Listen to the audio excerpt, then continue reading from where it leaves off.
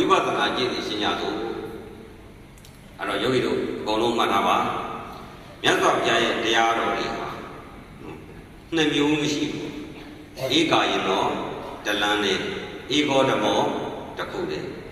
တလန်းနဲ့ပါဆိုမှနှစ်လန်းရှိပါလားအဲ့နှစ်လန်းရှိတော့တစ်မျိုးတော့မဟုတ်တော့ဟုတ်ပြီနော်အဲ့တော့ဧကာယနဲ့တချို့ကကြမ်းသွားမလိုက်တယ်တဲ့ကြမ်းမျောသွားတယ်မဟုတ်ပါဘူးဦးဇင်းခိပညာပဲတတ်တယ်ယတန်လို့တော့တပုတ်တော့စွန်းစားကောစားအပိုင်ရဒါပဲနဲ့တုတ်တန်ရဲ့သဘောဝိဓမာရဲ့သဘောတော့အကုန်သိတယ်မိမိခန္ဓာထဲကိုပေါက်အောင်ကြည့်ထားတယ်သူများကိုလှုပ်เสียရမဟုတ်ဘူးသူများတရားပြဖို့အတွက်ကရုံးတုံးတာမဟုတ်ဘူးကိုယ်ပိုင်အသိကိုယ်ပိုင်အကျင့်ကိုယ်တွေ့ရင်လို့ကျင့်လာခဲ့တာအဲ့တော့မြတ်စွာဘုရားတရားဟာဘယ်လိုပဲကြည့်ကြည့်တစ်ခုတည်းပဲဘာဖြစ်လို့လဲဆိုတော့အားလုံးကလည်းအတူတူဖြစ်ကြကိုအဲ့တော့ကောင်းပြီဝိပဿနာကျင့်စဉ်လမ်းကြောင်းကြီးကိုသုတ်တန်တစ်ခုတည်းထုတ်ပြလို့မြတ်စွာဘုရားတက်တော်ရာရှိတဲ့အချိန်မှာနော်အနဝေတော်ကြီးထဲမှာတည်င်းသုံးနေတဲ့မထေရဝါရှိကုမာရကတ္တပအနဝေတော်ကြီးမှာတရားကြည့်နေရင်လေအတိတ်ကသတ္တပဘုရားလက်ထက်ကတရားကြည့်ပေါ်ခြင်းပဲဖြစ်တဲ့မြမာကြီးကသူ့ရှိလာပြီးတော့တရားကျင့်ဖို့အတွက်ကျင့်ဤပု္ပ္ပာလာထုတ်သွားတယ်အဲ့ဒီကျင့်ဤပု္ပ္ပာ15ချက်အဲ့15ချက်ကိုထုတ်တော့ဒီပု္ပ္ပာကိုဘုရားပဲဖြစ်နိုင်တယ်တဲ့အသင်ဘုရားရှိသွားပါအဲ့လိုနဲ့ဘုရားရှိသွားတယ်မြတ်စွာဘုရားကိုလျှောက်တယ်နံပါတ်1လေးပုံကဆရာတဲ့နံပါတ်1ကဘာလဲဆရာနံပါတ်1ကဆရာနံပါတ်2ကပညာရှိနံပါတ်2ကဘာလဲပညာရှိနံပါတ်3ကတောင်ဖို့ကြီးတဲ့နံပါတ်3ကတောင်ဖို့ကြီးဟောပြီလားနံပါတ်4ကနေ့ကငွေတွေတောင်းနေတယ်နေ့ကဘာဖြစ်နေလဲနောက်တစ်ချက်ကညကကြတော့ငွေကိုတွေထွက်နေတယ်မိကုန်းတွေနောက်တစ်ချက်ကြတော့ဓာလက်နဲ့တွေရှိတယ်တဲ့တယူတွေပေါက်ဘူးတွေလက်နဲ့တွေလည်းရှိတယ်နောက်တစ်ခါကျတော့အစင်းစိတ်တူရမယ်တဲ့အစင်းစိတ်တူရမယ်အဲ့ဒီလိုနဲ့တောင်ကိုကြီးကိုဆရာနဲ့တပည့်ဆရာကတပည့်ကိုတူခိုင်းတယ်အဲ့ဒီတောင်ကိုကြီးတူလိုက်တော့နံပါတ်1အဲ့တောင်ကိုကြီးတွေကမင်းတို့ကြီးတွေ့တယ်တဲ့တောင်ကိုကြီးတွေဘာတွေ့လဲမင်းတို့ကြီးတွေ့တယ်ဆရာကျွန်တော်တို့ကမင်းတို့ကြီးတွေ့ပြီဘာလုပ်ရမလဲဟာငါတပည့်အဲ့ဒီမင်းတို့ကြီးကလော်ထုတ်လာတယ်မှန်ပြီနော်နောက်ဆက်တူတဲ့ခါကျတော့ဘာတွေ့လဲဆိုဖာပကုံကြီးဖာကြီးတွေ့တဲ့ခါကျတော့ဆရာကျွန်တော်ဖာကြီးတွေ့ပြီဘာလုပ်ရမလဲမောင်ရင်းနဲ့အဲ့ဒီဖာကိုလည်းဒီတောင်ဦးထဲမှာထားနေကလော်ထုတ်ပြလိုက်တဲ့အဲ့လိုနဲ့ဖာကြီးကိုကလော်ထုတ်တော့ဖာကတောင်ဦးထဲရှိသလားအပြင်ရောက်သွားလားနောက်တစ်ခါဆက်တူတော့ဖာပေါ်သေးလားပေါ်တော့ဖာကလော်ထုတ်တော့မရှိတော့ဘူးဆက်တူတော့ဖာပြန်ပေါ်သေးလားမပေါ်တော့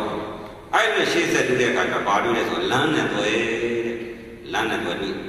ဆရာကျွန်တော်တို့လမ်းနဲ့သွဲကြည့်ပြီးဘာဆက်လုပ်ရမလဲငါတပည့်အဲ့ဒီလမ်းနဲ့သွဲကိုလည်းဖယ်ပြလိုက်ကလော်ထုတ်ပြလိုက်တဲ့ဟောပြီလားနောက်တစ်ခါဆက်တူတဲ့အခါကျတော့ဘာတွေ့လဲဆိုတော့ရေစေးစပြရေစေးတောက်ရီဦးလေးမှာရေထဲတော့ဆိုရေစေးမခံဘူးလားအဲ့ရေစေးကဘာလို့တတ်လဲရေထဲပါလာတဲ့အမိုက်တွေဓာတ်တွေကိုမပယ်ဘူးလားအဲ့တော့ရေစေးအဲ့ဒီရေစေးကြီးတွေ့တယ်ဆရာတဲ့ကျွန်တော်ဘာလုပ်ရမလဲငါတပည့်အဲ့ဒီရေစစ်ကိုလည်းတောင်ဦးထဲမှာထားနေဘလောထုတ်ပြလိုက်အဲ့လိုနဲ့ရှေ့ဆက်တူတော့ဘာတွေ့လဲဆိုတော့လိတ်တစ်ကောင်တွေ့ဆရာကျွန်တော်လိတ်ကြီးပေါ်လာတာဘာလို့ရမှာလဲ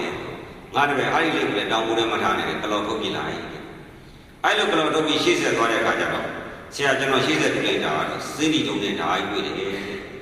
စိတိတုံနဲ့ဓာတ်ပြီးတော့ကျွန်တော်ဘာလို့ရမလဲဆိုတော့ငါတပည့်အဲ့ဒီစိတိတုံနဲ့ဓာတ်လေဒီတောင်ဦးထဲမှာထားနေအပြင်ရောက်ဘလောထုတ်ပြလိုက်အဲ့လိုကလော်ထုတ်ပြီးတော့ရှေ့ဆက်တူတဲ့အခါကျတော့ဘာတွေ့လဲဆိုအသားတိကြီးနော်ဝတ်သားတွေသားတော်နဲ့နွားသားတွေမဲသားတွေပေါ့အဲ့လိုအသားတို့အသားတိကြီးအဲ့ဒီအသားတိကြီးတွေ့တဲ့ဆရာတဲ့ကျွန်တော်ဘာလုပ်အောင်လဲ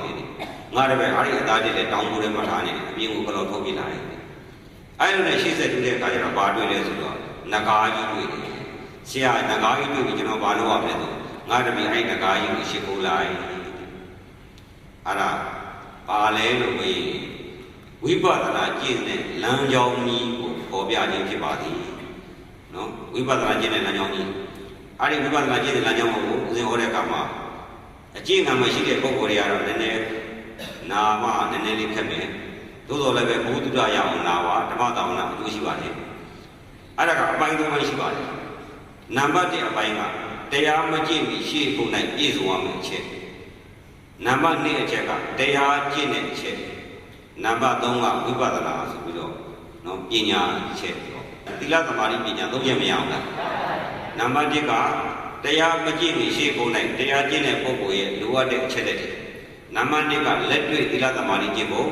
နံပါတ်3ကဝိပဿနာဉာဏ်ကုဖို့အဲ့ဒီလိုနဲ့အပိုင်း3ပိုင်းရှိတယ်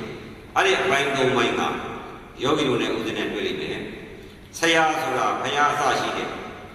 ကိုယ့်ကိုခန္ဓာကိုပေါက်ပေါက်မြောက်မြောက်ကိုယ်ကိုယ်တိုင်အမှားတွေကျွလို့ပြီးတော့အမှန်ကိုရောက်မဲ့ညာပုံညာတွေယုံနာတွေကိုမြင်အောင်တကယ်ကြည့်တဲ့ပုဂ္ဂိုလ်ကိုပါခေါ်တယ်ဆရာဟောပြီနော်ဘုရားအစရှိတဲ့မရတဲ့ကိုရတဲ့ပုဂ္ဂိုလ်တွေကိုဆရာလို့ခေါ်ပါသည်တတိပညာရှိတဲ့တပိယပါရှိလေပညာရှိ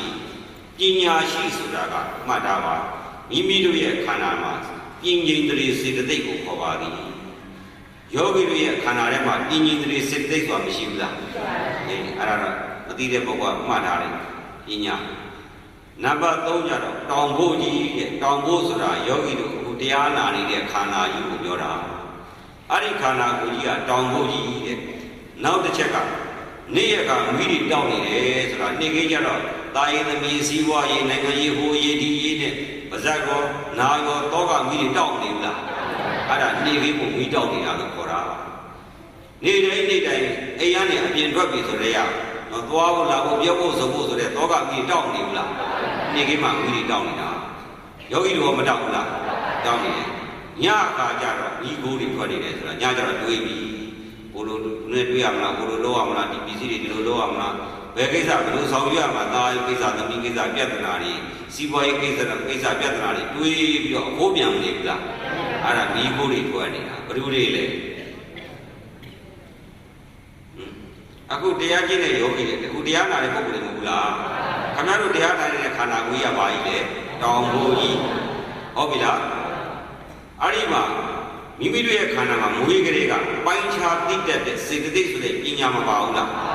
အဲ့ဒါကိုပညာရှိတပည့်ပညာရှိလို့ခေါ်သည်ဟုတ်ပြီလားဘုရားအစရှိတဲ့အရိယသူတော်ကောင်းတွေကိုဆရာလို့ခေါ်သည်ကမ္မထံပြမယ်ပုဂ္ဂိုလ်နဲ့ကျင့်မဲ့ပုဂ္ဂိုလ်ပေါ်မလာဘူးလားအဲ့တော့ကျင့်မဲ့ပုဂ္ဂိုလ်ရဲ့သဘောကိုပြန်ကြည့်လိုက်တော့နေ့အခါမှာတောကမိတောက်ပြီးတော့ညအခါကျတော့တောကမိတွေတောက်ဖို့အတွက်နောက်ပြေးနေစိတ်တွေတွေးပြီးတော့ခိုးပြန်နေဘူးလားဒီကိုတွေထွက်တာယောဂီတို့အဲ့လိုဖြစ်ဘူးလားအဲ့ဘုရားဟောတဲ့တရားလွဲသလားယောဂီတို့ဖြစ်နေတာနဲ့မကိုက်ဘူးလားကိုက်တယ်ကိုက်ရမှာဒါဖြင့်ကိုပုဂ္ဂိုလ်ကတစ်မျိုးဒီပုဂ္ဂိုလ်ကတစ်မျိုးလို့အမျိုးမျိုးရှိသလားရှိပါဘူးအကုန်လုံးဒီတိုင်းဟုတ်ပြီနော်ဘဒုမေမေည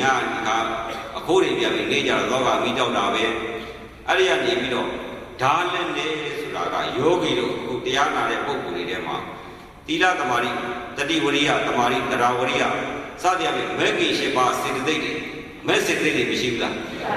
ဇံစေတသိက်ရောမရှိဘူးလားအေးအဲ့ဒါကဒါလည်းနဲ့တနည်းအားဖြင့်ပြောမယ်ဆိုလို့ရှိရင်ဘောဓိပက္ခယ139ပါး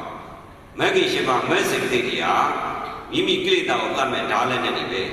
နော်တရားရှုမဲ့တရားကိုတွေ့အောင်ထုတ်ပေါ်မဲ့ဒါလည်းနဲ့ဒီပဲအစစ်စစ်တူရတယ်တဲ့ယောဂီတို့ဘာလုပ်ရမလဲမပြီးမချင်းမဆုံးမချင်းမရောက်အောင်မတူရဘူးလားအေးပါတယ်ကွာတော်ပါပြီကွာဆိုတာရှိသေးလားမရှိတော့ဘူးတဲ့မနာဓမ္မအာဒံရှေ့ကိုတိုးပြီးတော့ဒါတူရမယ်တဲ့မှတ်မိပြီလားအဲ့ဒီလိုနဲ့တရားပြဆရာနဲ့မိမိတို့တရားလဲကြည့်ပေါ့မိမိတို့ရဲ့ခန္ဓာကိုကြည့်လိုက်မယ်ဆိုလို့ရှိရင်ပါထွက်လာတယ်မောဟအဝိဇ္ဇာခရရမပွင့်ဘူးဆိုလို့ရှိရင်တတ္တဝအနန္တကသစ္စာလေးပါးတရားကိုသိရလားသိပါဘူးအဲဒါမှမဟုတ်ဘူးဘုဘဝိပဿနာမှာဆိုစလာတဲ့သစ္စာလေးပါးမဟုတ်ဘူးလားဟုတ်ပါတယ်အဲ့ဒါဘာနဲ့တူလဲဆိုလို့ရင်သစ္စာလေးပါးကိုမသိတဲ့မောဟကမင်းတုံးနဲ့တူတယ်တဲ့မှတ်မိပြီလားကြိုက်တဲ့လူသွားမေးကြည့်ဘုရားသာသနာမှာမတွေ့တဲ့ပုဂ္ဂိုလ်မှန်သမျှအမှန်တရား၄မျိုးကိုသိပါမလားသိပါဘူးအမှန်တရား၄မျိုးကိုမသိလို့ရှိရင်မတရားပုံတရားတွေရပါမလားမရပါဘူးအိမ်မှာတကားကြီးပြိတ်ထားရင်အထေရယရနာတွေကိုသဘုတ်ဖို့လို့ရပါမလားအခုလည်းဒီလိုပဲအထေရယရနာတွေလို့ကြီးမင်းတုံးချထားတဲ့တကားကြီးထဲမှာမင်းတုံးကြီးကိုကလော်ထုတ်ပြရမှာပဲဟုတ်ပြီနော်အခုလည်းတတ္တဝအနန္တအမှန်တရားတွေကိုသိဖို့အတွက်ဖုံးကွယ်ထားတဲ့မောဟဆိုတဲ့အဝိဇ္ဇာမရှိဘူးလားအဲ့ဒီမောဟအဝိဇ္ဇာကိုပယ်ရင်ဆရာအထာမှာသစ္စာလေးပါးတရားနာကြရတယ်ဟုတ်ပြီလားသစ္စာလေးပါးတရားနာကြပြီးတဲ့အခါကျတော့သိပြီ ဒီခန္ဓာဒုက္ခသစ္စာ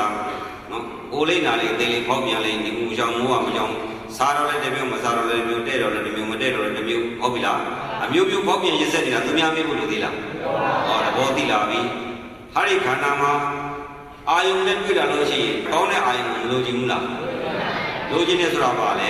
တဏှာအကြောင်းဒုက္ခရောက်တဲ့အကြောင်းသမုဒယသစ္စာအမှန်မရှိဘူးလားဟိုလူမှမရှိဘူးဒီလူမှရှိတယ်လို့ရှိသလားဒီမှာရှိတယ်ဆိုလေအကုန်လုံးဘာတရားမှမကြည့်တဏှာမရှိဘူးလားတဏှာဆိုတာလိုချင်တာကိုချမ်းသာတဲ့အာယုံကိုမလိုချင်ဘူးလားလိုချင်တာဟောပါခေါ်လေတဏှာဒီဟုတ်ပြီတဏှာဆိုတာရှိပြီအဲ့ဒီတဏှာနဲ့အကြောင်းသမုဒယအကျိုးဒုက္ခကြီးဒီခန္ဓာဒုက္ခဥပါဒိဒုက္ခကြီးရတယ်ဆိုတဲ့အကြောင်းကဘာကြောင့်ရတာလဲ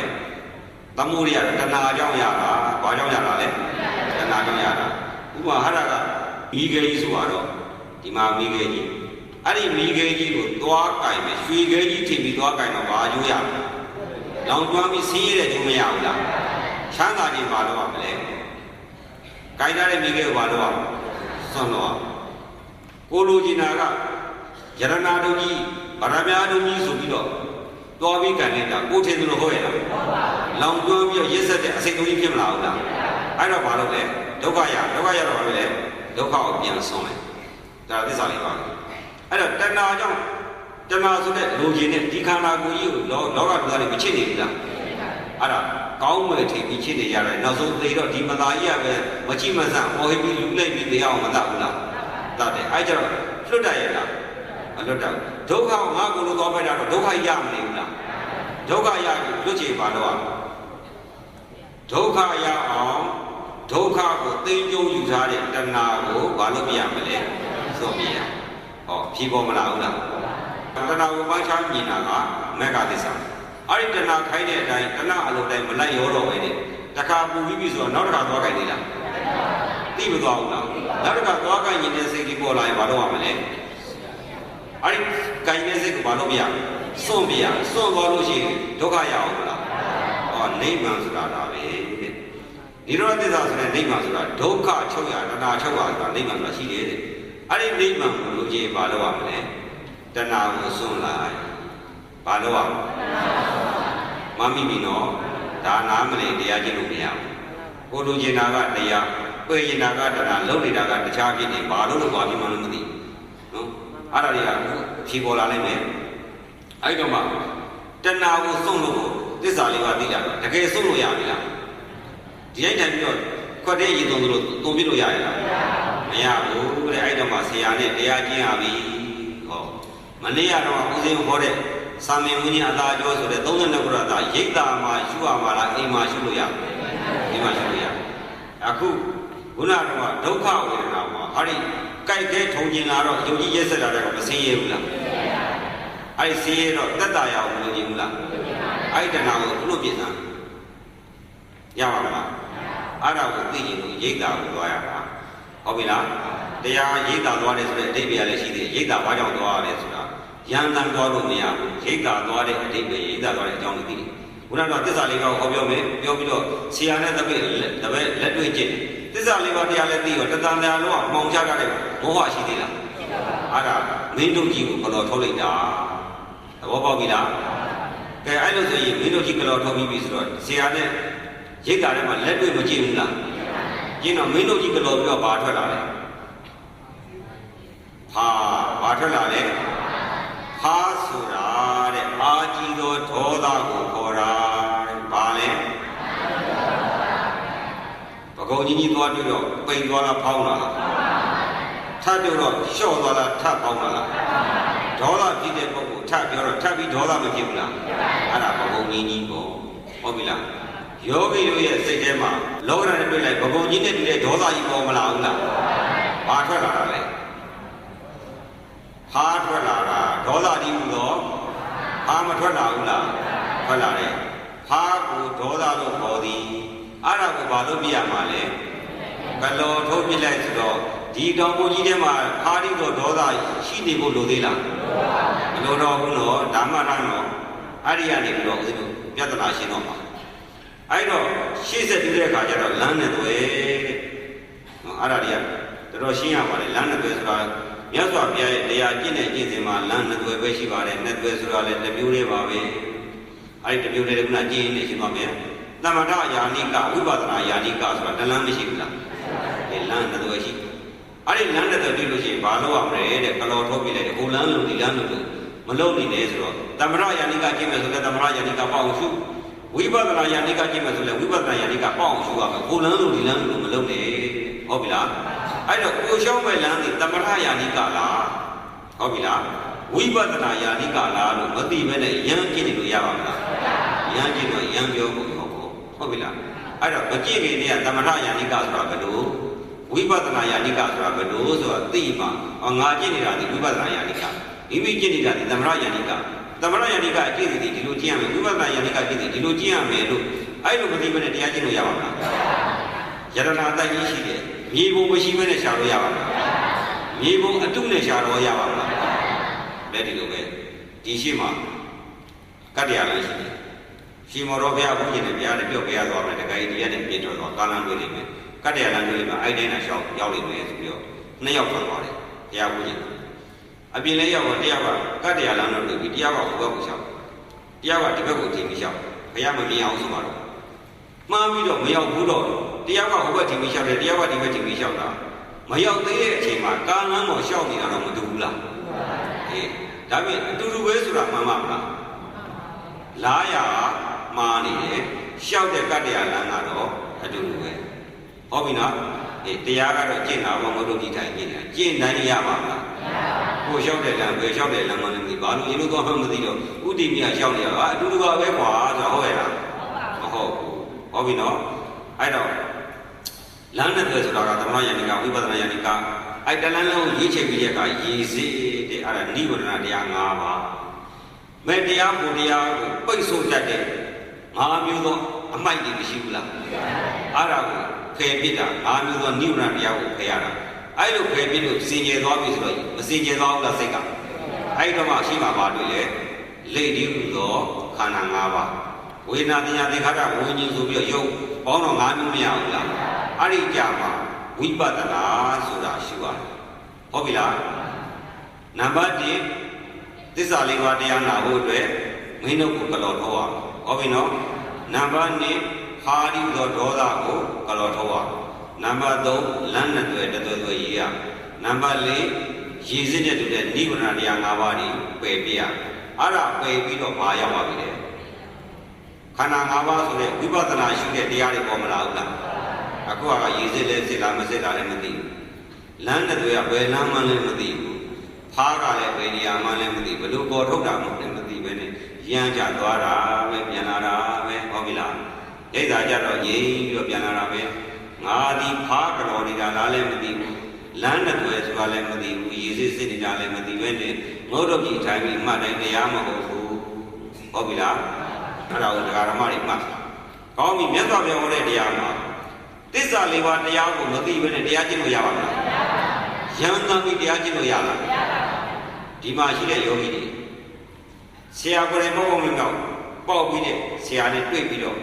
ဝိပဿနာတရားကျင့်စဉ်နေတဲ့တော့သစ္စာလေးပါးကိုမညွှန်ကြားဘဲနဲ့ယောဂီတရားကျင့်လို့ရပါမလား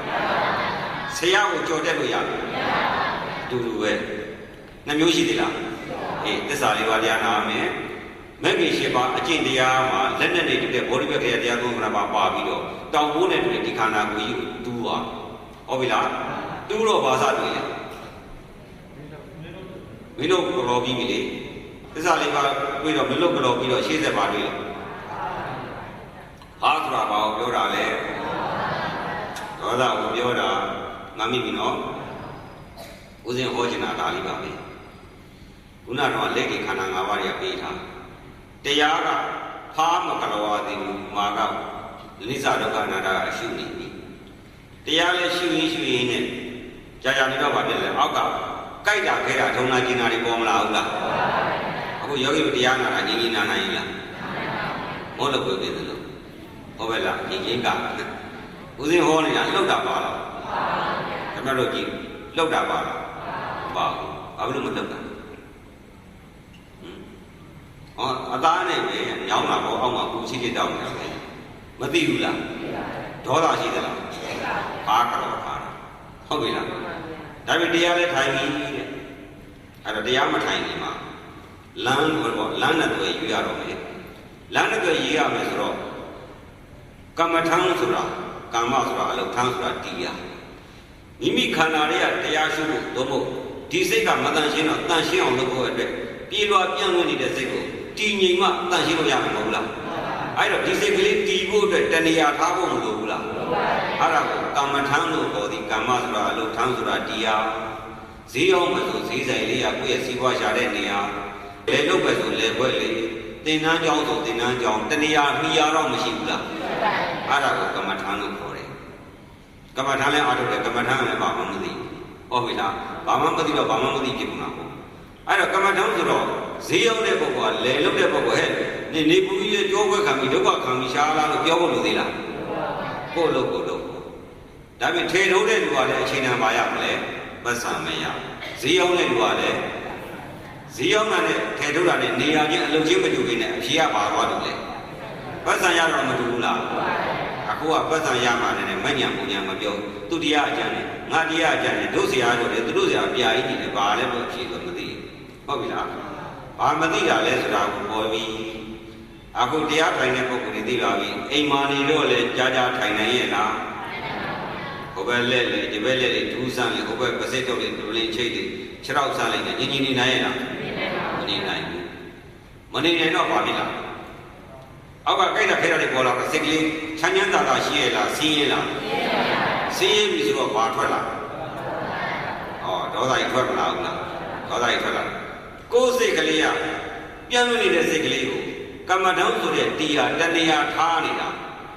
ဘယ်နေရာထားကြည့်လဲဈေးရောက်တဲ့လူကဈေးရောက်တဲ့လူထားသလိုလေလုတ်တဲ့လူကလေလုတ်တဲ့နေရာမှာလုတ်တယ်လို့ကိုကဖောင်းတဲ့ပိန်နဲ့ဘိုက်မှာစိတ်ကလေးတည်ခြင်းကိုကကိုတည်ပေါ့ဖောင်းတဲ့ပိန်တဲ့နေရာမှာစိတ်ကလေးချီတိုင်းထားပြီးမတည်ခြင်းဘူးလားတည်ခြင်းကိုကကိုတည်ပေါ့သွားပြီးတော့ဟာဘာဖြစ်တယ်သွားပြီးလို့လို့သေးလားဒါငယ်တိတ်မှာစိတ်ကလေးတည်ပြီးတော့ပြန့်နေတဲ့စိတ်ကလေးမပြန့်လျအောင်တည်ထားခြင်းနဲ့လို့အာသာရှိရင်ကိုကကိုငယ်တိတ်တည်ပေါ့ရင်းဖို့လို့သေးလားအဲ့ဒါကိုဆရာကသင်ပေးရနော်အဲ့လိုမထားခြင်းဘူးဝေလေတွက်လေအာနာပါနကိုရှုခြင်းနဲ့အဲ့လိုရှုပြီးတော့ဝေလေတွက်လေထိတာကိုသိပြီးတော့ထိချက်ကလေးကိုတတိထားပြီးစိတ်ကလေးမသွားအောင်သိသိပြီးတော့တည်ထားရင်မရဘူးလား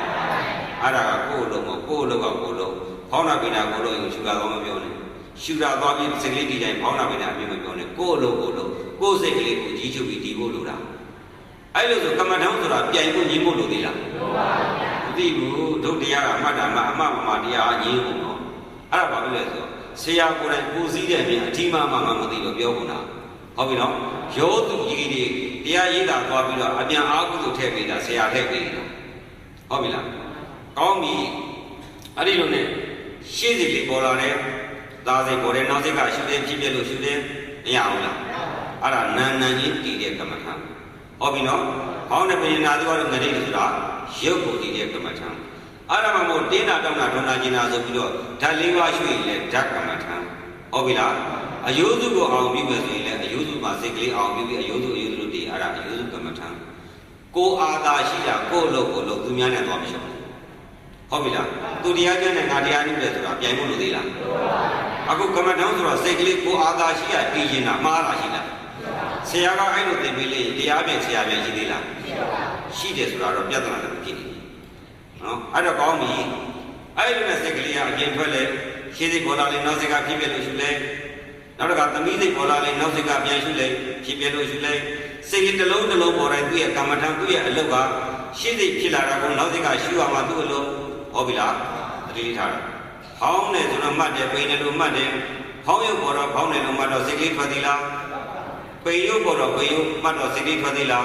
အကိထွက်သွားရင်ကိုယ်ကမ္မထံမူလကမ္မထံကိုပြန်မှတ်ဖို့ဟုတ်ပြီလားကိုယ်လို့ကိုလမ်းကိုရောက်ဖို့ဟုတ်ပြီလားအဲ့ဒီလိုနဲ့သွားတော့အာနာပါနကမ္မထံကပြင်းပြင်းမရှိပါဘူးတဲ့သင်ရင်ကရှုရှဲနဲ့ကြံတယ်တရားမဟုတ်ဘူးတဲ့လုံးပြန်တာပဲယောဂီတို့ပြင်းပြင်းရှုတာတရားလားမတရားဘူးလားမပြောရဘူးအဲ့ဒါစာမဖတ်ဘူးပြင်းပြင်းရှုတယ်ဆိုတာမြတ်စွာဘုရားဟောတဲ့ဒေသနာမှာပြင်းပြင်းမရှိပါဘူးလို့တစ်လုံးမှမပါဘူးပါတာကတော့ပြင်းပြင်းရှိပါမယ်လို့ပါတယ်ဒါပဲနဲ့ဘယ်လိုဖြစ်လဲခဲပြင်းပြင်းရှိနေအားတရားမဟုတ်ဘူးပတ္တံဗယံကာယသင်္ခါရပ ပတ်သမယကာယတကရတော့အစင်မြင့်ရာကနေရာကိုအစင်ဟုတ်ပြီလားပူရာမအေးရာတို့အစင်အဲ့လိုပြောင်းလဲခြင်းမရှိဘူးလားကျမ်းရာမှလူရာတို့အစင်ပထမကျမ်းပြီးနောက်ကလူတော့အစင်စွာပြစ်မလာဘူးလားအဲ့ဒါကိုပတ်သမယလို့ခေါ်တာအခုတော့ပတ်သမယအစင်ကြီးရမယ်ဆိုမကျမ်းရဘူးဆိုသွားပြန်တာအကုန်လုံး၅ပါးမောက်ပါဟုတ်ပြီလားအဲ့လိုဆိုရင်ကျမ်းကြီးကျမ်းလူကြီးလူသူ့ဘာသူလူကြီးလူကျမ်းကြီးပြန်ဟုတ်ပြီလားအဲ့လိုနဲ့သူ့ရဲ့ကမ္မဋ္ဌာန်းသူ့မှုနဲ့သူတရားမှာသူအာသာဆန္ဒရှိရမှာစိတ်ကလေးတည်ရင်းနဲ့9မိနစ်တော့နိုင်ဘလောက်ကြာတော့ဘာဖြစ်လာလဲအောက်ကကြိုက်တာခဲတာတွေပေါ်မလာဘူးလားပေါ်လာတော့အာနာပါနကမ္မဋ္ဌာန်းမှာစိတ်ကလေးတည်တဲ့စိတ်ကဘယ်ရောက်သွားပြီလဲကြိုက်တဲ့ခဲတဲ့ရှိရောက်မသွားဘူးလားဟောင်းတဲ့ပိန်နဲ့မှတ်တဲ့ပုဂ္ဂိုလ်ကစိတ်ကလေးမရောက်ပါလေကြိုက်တဲ့ခဲတဲ့ရှိရောက်မသွားဘူးလားကြိုက်တာခဲတာကပြင်းထန်တဲ့ဥစည်းတဲ့အဓိပတိဒုက္ခအာယုံဖြစ်တော့ဟောင်းတဲ့ပိန်ဆိုတဲ့ဒုက္ခအာယုံကဓမ္မတာအောက်ကကဲထုံကြီးနာကဒုက္ခအာယုံက30သားဆိုတော့နာငါဘယ်ကိုညွတ်မလဲ30သားဘက်ကိုမညွတ်ဘူးလားဒုက္ခအာယုံသွားညွတ်တာဟုတ်ပြီနော်အဲ့တော့ငယ်လေးမှာထားပြန်လို့လေထိုင်းနဲ့အောက်ကဓာလိဘတက်လာတော့စိတ်ဒီအောက်က30သားကြီးညွတ်ပြီးနာသီဘသမားလည်း30သားကြီးညွတ်ပြီးရှင်းစိတ်နောက်သိရှုတဲ့ပုဂ္ဂိုလ်လည်းကဲထုံကြီးနဲ့ဒုက္ခဝေဒနာညွတ်ပြီးဟောင်းတဲ့ပိန်ကြီးကလည်းဒုက္ခဝေဒနာညွတ်ပြီးဒုက္ခအာယုံမှာသွားပြီးဇာမပေါင်းဘူးလားကဲလုပ်လေညညာဟုတ်ပြီလားအဲ့တော့ကိုက်ရခရကိုသွားပေါင်းတော့ဆရာကပေါင်းခိုင်းတာလားကိုယ့်ဘာကိုပေါင်းလိုက်တာဟုတ်ပြီနော်ညီသည့်နီးနဲ့ကြည့်ကြည့်ညီသည့်ဆရာနဲ့ကြည့်ကြည့်မတ်တရက်ပဲနေနေထိုင်ပဲနေနေပက်လက်လန်ပြီးတော့ပဲစတဲ့အောင်နေနေနော်ဈေးညံပဲလျှောက်နေနေကြာနေတော့ပါပြီလားဒီယုတ်ကြီးကကြိုက်ခဲတုံကြီးမှုတွေပေါ်မလာဘူးလားပေါ်လာရင်ပေါ်လာတဲ့ဥစည်းတဲ့နေရာကနာမညွတ်ဘူးလားညွတ်တဲ့ဒုက္ခအယုံနဲ့စိတ်နဲ့ပေါင်းတော့စိတ်မှာပါရဒုက္ခရမယ်မိဒုက္ခအယုံကိုလက်နဲ့သွားပေါင်းတော့ပါရမလဲဒုက္ခမရဘူးလားအဲ့လိုဆိုရင်ဒါလေးမှာဖောက်ပြန်တဲ့ဒုက္ခအယုံကိုတရားထိုင်တဲ့ယောဂီကိုသိမှုဆရာကဟိုတက္ကမကြီးကိုကြိုက်တဲ့နေရာပေါင်းဟိုဒုက္ခအယုံသွားပေါင်းဟိုတက္ကကြီးကိုထုံတဲ့နေရာသွားပေါင်းလို့ဘုန်းကြီးကခိုင်းမလားလာရကလည်းကိုယ့်ရုပ်ကကိုယ်ဒုက္ခဥစည်းရသွားပေါင်းတာလည်းကိုယ့်ဘာကိုရှည်ပြီးသွားပေါင်းတယ်နာလို့မခံရင်တော့ဒီဘုန်းကြီးကကျမ်းလေဘုန်းကြီးကတန်ကြောင်းနဲ့ထုတ်လို့လားမသိဘူးပြောနေကြသိမ်းသွားမကျင့်တဲ့ကျမ်းနေတယ်သိတော့ဘယ်တော့လာထုတ်ပြီလို့လဲနုလာလေးတော့ရလို့လားဖြည်းဖြည်းလေးရှူကြည့်လေဦးစင်းတော့ဖြည်းဖြည်းရှူတာမိမိရှူတာမလို့ဘူးကိုယ်မူနဲ့ကိုယ်လုံးဝေဒနာတက်လာတော့ဒီဖြည်းဖြည်းလေးမှစိတ်ကလေးကြည့်လို့ရသေးလားမရတော့များတဲ့ရှိတာမသွားဘူးလားဘုဘောကိုသွားတယ်လားသူ့ဘောကိုသွားလားဆရာခိုင်းတာလားဘုဘောကိုသွားလားအဲ့ဒုက္ခရုံနဲ့မှာဟောင်းတဲ့ပင်နဲ့ရင်ငယ်တဲ့ရင်နာသီးဘွားရင်ရှင်းစိတ်နောက်စိတ်ရင်အယိုးစုအောင်ပြုတာရဲ့ဓာလိဘအောင်ပြုတာရဲ့ကမ္မထမ်းချင်းမတူပေမဲ့ဓာလိဘပြင်းထန်တော့အဲ့ဒီမှာသွားပေါင်းတာတော့မတူဘူးလားအေးပေါ်တယ်မို့ပဲဟုတ်ပြီနော်ဒါဖြင့်ဒုက္ခကကိုယ့်ဘောကိုအင်အားသေးလာတာဟုတ်ပြီနော်ကိုယ်သေးလာတဲ့ဒုက္ခကိုကိုယ်စိတ်ကိုသွားပေါင်းတော့မဆင်းရဘူးလားဆင်းအောင်လုပ်တာကဘုန်းကြီးကခိုင်းတယ်လားကိုယ့်ဘောကိုဆင်းအောင်လုပ်တာလားအေးကိုယ့်ဘောကိုဆင်းအောင်လုပ်ပြီးတော့ဒီတရားကကျမ်းနေဆိုပြီးဆွဲပြန်တယ်ဟုတ်ပြီလားဘုန်းကြီးကဥသိတရားကျမ်းတာမဟုတ်ဘူးဟောင်းတဲ့ပင်နဲ့ဆိုတဲ့မူလကမ္မထံအဲ့ဒီကမ္မထံကိုစိတ်ကလေးကိုပို့တာဝိတက်ဟောင်းတဲ့ပင်နဲ့လည်းသုံးသတ်တာဝိစာရဟုတ်ပြီလားအောက်ကဒုက္ခအရင်ကိုသွားပြီးပေါင်းတာကကာမဝိတက်နာလိုက်တာကလိတာထောလိုက်တာလို့သုံးသတ်တာကမိစ္ဆာဝိစာရအောက်ကသူဝိတက်နဲ့ဇံဝိတက်နဲ့မပြိုင်ကြဘူးလားပြိုင်ပြီးတော့ကိုယ့်ရဲ့မူလကမ္မထံကိုသိသိရမှာငယ်လေးဆိုတဲ့ငယ်လေးနာသီဘဆိုတဲ့နာသီဘရှင်းသိနောက်သိဆိုတဲ့မူလကမ္မထံလှုပ်ချင်တဲ့စိတ်ပေါ်လာရင်နောက်စိတ်ကရှုပြင်းနေတဲ့စိတ်ပေါ်လာရင်နောက်စိတ်ကရှုကြွရင်တဲ့စိတ်ပေါ်လာရင်နောက်စိတ်ကရှုအဲ့လိုကိုယ်ကမ္မထံကိုရှုမယ်ဝိတက်ကကမ္မထံကိုပြီးမယ်ဝိစာရကပြည့်ပြည့်လို့ရှုမယ်အဲ့ဒီမှာဘုရားကြိုက်ရဲထိုးခြင်းเนี่ยသွားပေါင်းကြိုက်တဲ့ခဲတဲ့နားလေးကိုဝိစာဝိစာရမသုံးတာဘူးလားအာဟုသောဝိတက်ဝိစာရနဲ့ဇံဝိတက်ဝိစာရနဲ့အားပြဘယ်ရနိုင်လဲအားသာတဲ့ဘကနိုင်မှာပေါ့ဟုတ်ပြီလားအဲ့တော့တရားဘာနဲ့အားထုတ်ရမှာအားနဲ့ထုတ်ရမှာမဟုတ်ဘူးလားအချောင်းကထုတ်လို့ရသလားမလေးတရားအားထုတ်တယ်ဆိုတာအလကားအလုံးမရှိလို့သွားပြီးအားလို့သွားထုတ်တာမဟုတ်ဘူးကာမဝိတ္တရဲ့အားနဲ့ဇံဝိတ္တရဲ့အားတရားဝိရိယသတိယသမာဓိအားအဲ့ဒီအား၅ပါးနဲ့ဒုက္ခအယုံကိုသွားဆက်တာတဲ့စိတ်ကိုမသိသိရအောင်လားဟောင်းနေပြီလေသူကိုယ်ကမ္မဋ္ဌာန်းကိုသိသိပေါ့နာသီတော့ဆိုနာသိသိအားမရှိရပါလားအခုတော့ဘယ်လိုဖြစ်လဲဆိုတော့အတိနဲ့ပြင်ဟောအတိနဲ့ပြင်လိုက်ပါတဲ့ဝေးမခံနေဟောလာမြန်တယ်နောက်တစ်မျိုးကြတော့အမှတ်နဲ့ပြင်တဲ့အဲ့လိုဆိုယောဂီတို့ မပြင်းမဲနဲ့ဝေဒနာတက်နေတော့သိရင်သွားမကြည့်နဲ့တဏှာကြီးကျမ်းနေပင်ပန်းနေဆိုတော့အဲ့တော့ရိတ်တာကတက်တာတဲ့တဏှာကြီးကမ္မထမ်းနဲ့သွားရောဝေဒနာတက်တော့ဘာလုပ်ခိုင်းလဲမပြင်းခိုင်းဘူးလားဘာဖြစ်လို့ပြင်းခိုင်းလဲတိမခံနိုင်လို့ဟုတ်ပြီလားတိမခံနိုင်တော့ဘာထွက်လာပြီလဲဒေါသကြီးဆိုဖားထွက်မလာဘူးလားမြတ်စွာဘုရားကဖားကိုကတော်ထုတ်ခိုင်းတာလားမွေးခိုင်းတာလားပြင်းလိုက်တော့ဖားထွက်သွားတာနောက်တစ်ခါပြန်ပြီးခဲလာတော့နောက်တစ်ခါဘာထွက်လာပြန်ပြီလဲဗမာလည်းတရားကျင့်တာဗမာလည်းဒေသနာနဲ့ကြိုက်တာဘုရားကတော့ဖားကိုကတော်ထုတ်ပါကြတယ်သူကဖားမွေးမြူပြီးလို့ပြီးတော့ဖားကတော်ထုတ်တဲ့ကမ္မထာသွားမလို့နဲ့ကျမ်းနဲ့တင်းသနေတာတတ်တာပဲအောင်လာမှဆိုအဲ့ဘုံသွားမကျင့်နေတဲ့အရှင်လက်လက်သနေတာဟုတ်တယ်လို့ကြေညာလိုက်တယ်မသိခင်ရှင်သုံးတတ်ထားတာဒိဋ္ဌိတနာကိုဟုတ်ပြီလားအချောင်းနေလို့မတတ်ချင်တယ်ပေါ့မတကာတော့ကြောက်ကြဘယ်တော့နေနိုင်လို့လဲအခုအချောင်းသမားတွေနေခင်ကြတော့သိတဲ့ကတော့ဘာပြောပါပြီလဲချောင်းနိုင်သေးလားမသိခင်ပြည့်စုံတဲ့ချမ်းသာတဲ့ဆိုပြီးပျော်နေတဲ့ပုဂ္ဂိုလ်သိပါလိမ့်မယ်ဟောပြီမသိခင်ပျော်တဲ့ပုဂ္ဂိုလ်သိပါပြီမလဲဘာဖြစ်လို့ဟောတာလဲဟာကိုင်လို့ဟောသည်ဟုတ်ပြီလားမခံစားကျင်တာပါလေဒေါသဟုတ်ပြီနော်ဒေါသတိတော့ဘာကြီးထွက်မလာဘူးလားဘာကြီးမှငယ်တဲ့မှသူ့ဘာသူဖြည်းဖြည်းကြံ့ကြံ့ရှုရှင်းစိတ်တော့စိတ်ကျဲတယ်လို့လားမှဖားထွက်လာရင်ဒေါသကြီးထွက်မလာဘူးလားအားလုံးမတူဘူးလားတွေးပါလို့ရမလဲဒီဖားကိုကလော်ထုတ်ရကလော်ထုတ်တဲ့ဥစ္စာနီးမှလားမမှလားစိပေါ့ဟုတ်ပြီလားပြင်လိုက်တယ်ဆိုတော့သူတို့ကဦးဇင်းတို့ကဘာပြောလဲဆိုတော့ဝေဒနာနာကြီးပြေးတိုင်းတာကိုယ့်ကိုညှင်းစေတာလေအတ္တကိလမဟာဒီယောဂကျင့်စဉ်ဟောလောက်တယ်အဲ့တော့ဦးဇင်းတို့ကပြန်ပြောတယ်လေအတ္တကိလမဟာဒီယောဂကျင့်စဉ်ဆိုတာကစိတ်ရောကိုယ်ရောမဲ့ကိရှိပါမလျော်ညီပဲနဲ့ပွေးတည်ပြီးတော့အပင်မအစင်းရဲခန္ဓာခွေးလိုနွားလိုဟာလားနွားတွေလိုချိုတက်ပြာကိုဒီမှာအဲ့ခွေးလိုပဲအမိတွေတက်အိန္ဒိယနိုင်ငံမှာကျင့်တာကိုရောစိတ်ကောမစင်းရဲဘူးလားအခုမှဒီကနေ့အိန္ဒိယမှာဂျင်းကြီးတွေဝိဇ္ဇလိစလိကြီးနဲ့ကြောက်ပြီးဟိုကြောက်တော်ရောအေးစက်နေမှာခြေထောက်တစ်ချောင်းထောက်တစ်ချောင်းမြောက်နှစ်ချောင်းမြောက်ပြီးတော့ဒုက္ခခါ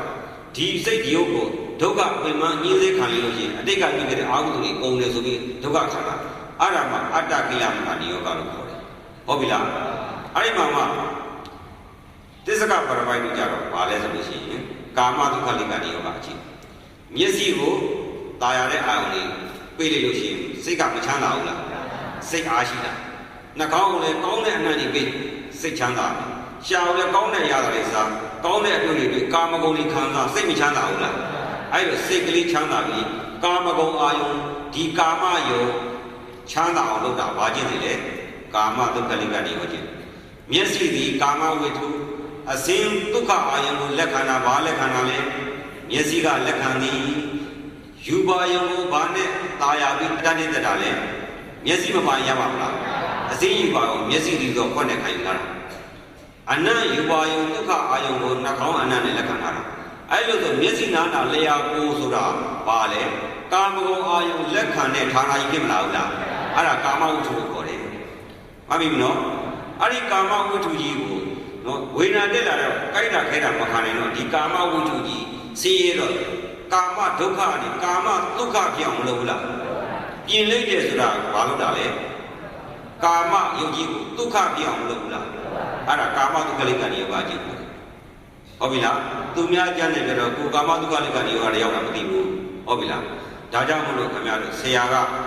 ကိုစီးတဲ့မြင်ဒီမှမသိပဲနဲ့သူများပြတဲ့ဆရာကိုမှရှိလားမရှိလားမသိခင်ဗျားတို့ကတရားလို့ရှိရင်ဆရာရှိသွားတာဆရာကိုယ်တိုင်ကတရားကြည့်ပြီလားတွေ့ပြီလားလို့မေးသလားဘေးတည်သွားတာကြည့်ဆိုကြည့်တာပဲပြန်လာတယ်ပါရတာ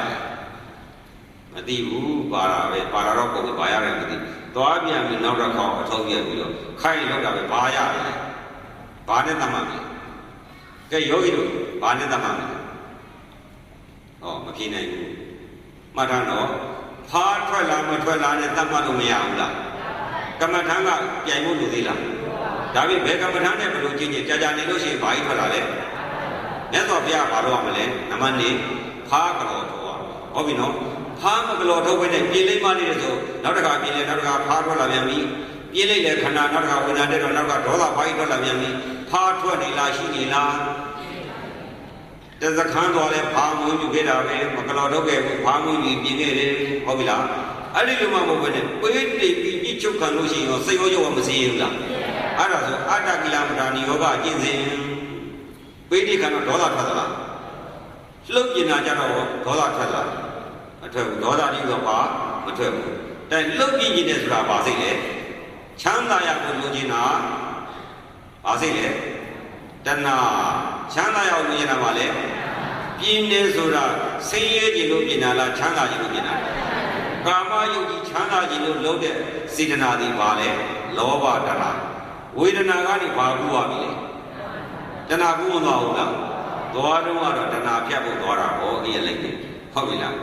ဓမ္မယုံနဲ့ကြတော့တဏှာကိုဖြတ်နေတာတဏှာကူနေတာဟုတ်ပြီလားစဉ်းစားရင်ဘာဖြစ်လို့တဏှာကူရလဲလှုပ်ချင်တဲ့ငါယုတ်ကြီးဒိဋ္ဌိလှုပ်ချင်တဲ့တာယာတာကိုတက်တာအောင်လုပ်နေတဲ့လောဘအမှန်မသိတာမောဟငါသဘောငါရောက်အောင်လုပ်တဲ့မာနအကုသိုလ်တရား၄ပါးပေါ်မလာဘူးလားပေးတိခံရင်လည်းအတ္တကိလမထာနိယောဂဒုက္ခအနာရိယောအနတ္တတိုင်လို့ဟုတ်ပြီလားကာမေတုကာမတုကလည်းရောဘောဒီကာမဂုဏ်ကာမယုတ်ကြီးကိုချမ်းသာလို့တာပုရုဇဉ်လောက်တာလားအရိယာတွေလောက်တာလားအရိယာကတက်တာအောင်လုပ်သလားကြာကြာတိုင်းတော့ခင်ဗျားတို့မားလေးရွှေလေးလုပ်နေတာအရိယာလုပ်သလားပုရုဇဉ်တွေလုပ်တယ်မဟုတ်လားအဲ့တော့လှုပ်ပြနေတာဘုရုအကျင့်ဒါပေမဲ့တရားကျင့်နေတာကအရိယာကျင့်နေဆိုပြီးသွားတာကိုကြတော့ဘာအကျင့်ကျင့်မသိဘူးတရားတော့ခိုင်လာတာပဲဓမ္မယုံထဲမှာ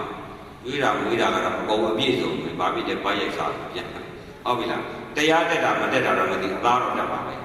ဟုတ်ပြီလားမြတ်စွာဘုရားကဖားကတော့ဒုက္ခဆိုတာဖားမှုမျိုးလုံးအခုတော့ဒုက္ခဝေဒနာကာယသာဘုဒ္ဓဗိဇာကာယဝိညာဉ်ဥပ္ပစ္စတိဟာဒီကာယအောက်ကအမှန်နဲ့ကာယကိုနဲ့တွေ့ရကမှာကာယဝိညာဉ်ဥပ္ပစ္စတိကိဏံတိတိကာယတံဘတော်တဲ့အဲ့ဒီမှာရှိတယ်အဲ့ဒါကြီးကတော့ပြောနားမလဲတော့အဲ့ဒီကာယဝိညာဉ်ကာယမှာဖြစ်တဲ့အနိဋ္ဌယတာဆိုးရတာတွေကိုမနှောက်ဖို့လုပ်တယ်မနှောရောက်တော့ဖွက်ကြီးတဲ့ခန္ဓာတွေဝေဒနာကဒုက္ခရတာတွေခံရတော့ဒုက္ခဝေဒနာမရဘူးလားအဲ့ဒီမှာဖြစ်တဲ့စိတ်ကမောဟနဲ့ပေါင်းပြီးတော့ဒိဋ္ဌိတွေဒေါသတွေကပ်ပြီးမလောင်ပြည့်ဘူးလားအဲ့ဒါကြောင့်ဆင်းရဲတာဟုတ်ပြီလားဆင်းရဲတာကယုံမှလားစိတ်မှလားဆင်းရဲတာအဲ့လိုဆိုရင်ခင်ဗျားတို့ကိုဝင်ရတဲ့ပုဂ္ဂိုလ်တယောက်ခလေးမှုလို့ဆိုပြီးဆင်းုံသွားတယ်ကိုကြတော့မေသိပြီးဘာကြီးကိုဓာတ်နဲ့ပွဲချလိုက်တာထပေါ်တော့လားဒါပေမဲ့ဆင်းရဲတာယုံမှလားစိတ်မှလားမေသိပြီးကြတော့လေဘာကြီးဘိုက်ကိုဓာတ်ကြီးနဲ့အရှင်လက်လက်ဖွဲသွားတာလေသိရင်ဘုန်းကြီးကဘိုက်ဖွဲသလားမသိသိရင်တော့မကြည့်နဲ့ကြမ်းနေဆိုတော့ဟုတ်လားအိမ်အောင်ကြတော့ပြည့်တယ်လာခဲ့နောက်တစ်ပိုက်သွားတာပဲဖွဲတာပဲအဲ့ဒါကြတော့ကြောက်သလားမကြောက်ဘူးသွားပေါ့ဟုတ်လားအဲ့လိုဆိုရင်ရုပ်ကိုဓာကြီးနဲ့ဖွဲရရုပ်မှာဆင်းရဲတာချမ်းသာတာရှိလားမှတ်ထားနော်ရုပ်ဆိုတာသိတာရှိသလားမသိတဲ့သဘောဆင်းရဲတဲ့ချမ်းသာတယ်ရှိပါမလားအဲ့လိုဆိုဟောပြန်တဲ့ယုတ်တရားမှာဆင်းရဲတာချမ်းသာတာရှိလားဒါမှမမရှိတာလေစိတ်မှာဒိဋ္ဌိဒေါသမကပ်ဘူးလားဒိဋ္ဌိနဲ့ဒေါသတွေလောင်မြဲတော့စိတ်မှာပြဿနာတက်လောင်မြဲနေတာကိုရုပ်ကိုပြင်လို့ရှင်းရမှာလားရုပ်ကိုစိတ်ကိုပြင်လို့ရှင်းရမှာလားအဲ့လိုဆိုစိတ်မှာဖားကရုပ်မှာကတ်တာလားစိတ်မှာကတ်တာဒေါသကစိတ်မှာကတ်တာကိုကပြင်တော့ဘာသွားပြင်လဲဒေါသထွက်သလားဒေါသဘာထွက်သွားလားရုပ်မှာဒေါသမရှိတာစိတ်မှာဒေါသရှိတာစိတ်မှာကတ်တဲ့ဒေါသကိုစိတ်မှာပြန်ပယ်ရမယ်အစားမကောင်းတဲ့ဒေါသစိတ်ကိုကောင်းတဲ့မက်စိတ်နဲ့အစားထိုးရမယ်စားအကျိုးတရားအရေးအကောင်တွေမှပြီးတော့ရုပ်ကြီးသွားပြင်တော့ဖားထွက်သလားအဲ့လိုဆိုအဲ့ဒီကျင့်စဉ်မှာဟောကြိုက်တယ်လို့ရှိရင်ဟုတ်ပြီနော်ကိုယ့်ကိုဒေသနာနဲ့ကြိုက်တယ်လို့ကဒါဟုတ်တဲ့ဒေသနာတစ်ခုလည်းရှိသေးတာနော်ကြိုက်တယ်လို့အကုန်လုံးရှိရင်အကုန်လုံးတူတူပဲတရားနှမျိုးမရှိဘူးအားလုံးအတူပဲအဲ့လိုဆိုရင်ဖားတိတော်ဒေါသကိုကလော်ထုတ်တာယုတ်ကြီးပြင်နေဆိုတော့ပုရုဇဉ်အလေကြီးဖြစ်မသွားဘူးလားကိုကြည့်တာကပုရုဇဉ်ပယ်မဲ့မဲ့သောတာပန်ဆိုတာပုဗ္ဗဘာကမဲ့ဆိုတာသောတာပတ္တိမဲ့ဆိုတာပုရုဇဉ်အလွယ်ကိုဖြတ်တာရှိကအကျဉ်းသားကိုဖြတ်တာဖြတ်မယ်ဆိုတာပုရုဇဉ်အလေကြီးနဲ့ပြင်နေခရစ်ယာန်မွတ်စလင်အိန္ဒိယအကုန်ဒီပြည့်လူမျိုးတွေအကုန်လုံးနိုင်မပြင်ဘူးလားတို့ဗုဒ္ဓဘာသာလည်းဓမ္မအောင်နဲ့ပြင်တော့ဘာထူးတယ်လဲထူးသလားတရားကတော့ဝိပေါ့တကယ်လဲကြည့်ပါမဝိတော့တောင်ဘဝမရှိပဲဝိမလုံးနဲ့လို့ပြောတာသဘောပေါက်ပြီလားအဲ့လိုဆိုရင်ပုရုဇဉ်လူသားတွေကလည်းဒုက္ခဝိညာဉ်နဲ့ရင်ဆိုင်လာလို့ရှိရင်ဒုဒုက္ခကိုနော်မဲ့နဲ့မကြည့်ပဲနဲ့စိတ်အလိုနဲ့တရားနဲ့ပေါင်းပြီးတော့သူတို့ချမ်းသာတဲ့ထင်အောင်လုပ်တယ် စိတ်သွားရစိတ်ကကြွားကျင်နေဆိုရင်နောက်ကယူကြည့်လိုက်မကြွားဘူးလားစိတ်ကမားကျင်နေဆိုရင်နောက်ကယူကြည့်လိုက်မမားဘူးလားစိတ်အလိုတိုင်းနောက်ကယူကြည့်မလိုက်နိုင်ဘူးလားအဲ့ဒါပုရုဇဉ်အကျဉ်းသားတွေကကျင်ပုရုဇဉ်မြတ်စွာဘုရားလက်ထက်မှာရှင်သာရိပုတ္တရာရှင်မောက္ခဏတို့အင်ကြီးမြိုင်နမနေတန်စီနဲ့မြတ်စွာဘုရားရဲ့တာသနာတော်ကြီးကဒီလိုပဲအင်ကြီးမြိုင်ကိုအမြဲတမ်းစုကြည်နေမယ်အရိယသူတော်ကောင်းတွေနဲ့အမြဲတမ်းပြည့်စုံနေမယ်ဆိုရင်အလုံးသားရမှာပဲလို့တွေးကြတယ်အဲ့လိုတွေးတဲ့အခါမှာရှင်သာရိပုတ္တရာကဘယ်လိုပြောလဲဆိုတော့စိတ်နောက်ကိုမပါဘဲနဲ့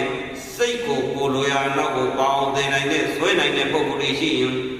မြတ်စွာဘုရားရဲ့သာသနာတော်ကြီးကအရိယသူတော်ကောင်းတွေနဲ့စုကြည်နေမယ်ဟောစိတ်ကဝေဒနာတက်လာတော့လှုပ်ရှင်နေဆိုစိတ်နောက်ကိုမပါပါဘူးလားအဲ့ဒီလိုမဟုတ်ဘဲနဲ့ဖောင်းတဲ့ပင်နဲ့ဆိုတဲ့မူလကမ္မထံကိုအဲ့ဒီကိုလိုချင်တဲ့အဲ့ဒီလာရောက်စိတ်ကိုအာငါဘဇာနဲ့ဆွဲမသိရဘူးလားအဲ့လိုသိတဲ့ပုဂ္ဂိုလ်မျိုးမှသာလျှင်သူတော်ကောင်းတို့ခေါ်ပါသည်စိတ်နောက်ကိုမပါဘဲနဲ့စိတ်ကိုကိုလိုရာနောက်ကိုသိရပါသည်ဟုတ်ပြီလားသိတော့စိတ်ကဒုက္ခရုပ်နဲ့ပေါင်းသေးလားမပေါင်းတော့ဒုက္ခယတ္တမခံစားတော့ဘူးဒုက္ခယတ္တမခံစားတော့ဒေါသထွက်သေးလားဖားပေါ်သေးလားဟောအဲ့ဒါကဖားပယ်တဲ့အကျင့်လေးအကယ်၍အာနာပါနရှုပဲဆိုလို့ရှိရင်မူလကမ္မဋ္ဌာန်းကနေစိတ်ကလေးကထွက်သွားတယ်ဝေဒနာတက်လာတဲ့စိတ်ကိုဒိဋ္ဌိဒေါသကတ်တဲ့စိတ်ကိုချုပ်သွားအောင်စိတ်ကိုဒိဋ္ဌိဒေါသလွတ်တဲ့အာနာပါနကမ္မဋ္ဌာန်းရအောင်အာငါးပါးနဲ့ရှုဖို့ဖြည်းဖြည်းရှုလို့မြတ်တိုးရှုဖို့ဟုတ်ပြီလားပြောတယ်ပြင်းတယ်ကိုယ်တော့လားနည်းနည်းလေးရှုလို့မြတ်နည်းနည်းတိုးရှုမှကိုယ့်ဘက်သားလာမှာမဟုတ်ဘူးလားအဲ့ဒါပြင်းပြင်းရှုပါမနေနေရှုပါမတတ်မှမဟုတ်လို့သေးလားအဲ့ဒါကိုတရားဆိုတာဖြည်းဖြည်းရှုပါတယ်ကိုယ့်အောင်လည်းလုပ်ကြည့်အောင်ကိုယ်တော့ဖြည်းဖြည်းလေးရှုတော့ဝေဒနာနဲ့တက်ပါဘာကြီးရောက်တော့ကိုပြင်းတော့ကိုယ်ကိုယ်တိုင်သာသနာမှာလိမ့်နေပြီဆိုကိုယ်ကိုယ်တိုင်သိရမယ်ကိုယ်လိမ့်ပြီးသူများသွားလိုက်တော့သူများကဒုက္ခမရောက်ပါဘူးလားပို့ပြီးဒုက္ခရောက်တာကတင်းတော်မကြည့်တဲ့ဉာဏ်နဲ့ဆိုအဲ့ဒါအာဟုတုထားတဲ့ကောင်မတားဘူးလားသွားမလို့နဲ့တင်းကဉာဏ်နဲ့ဆိုမသွားရတော့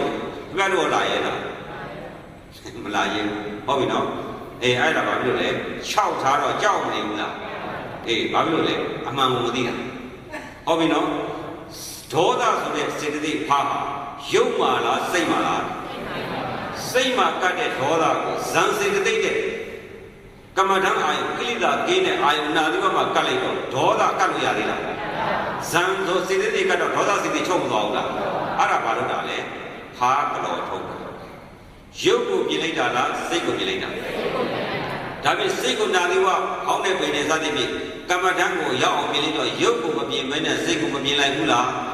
အဲ့ဒါရုပ်နာနေပြီမဲ့စိတ်ကနာရယုံနဲ့မပေါင်းမဲနဲ့ဇန်ဆိုတဲ့ပီတိဒုက္ခအာယုမှာသွားနေတော့ချမ်းသာနေတယ်အောက်ကတော့ဘာဖြစ်လဲသိရတယ်ဒါပေမဲ့အဲ့စိတ်လေးရတော့ခံစားလားမခံစားဘူးဒါပေမဲ့ရုပ်တော့နာမနေဘူးလားစိတ်မှနာရဲ့လား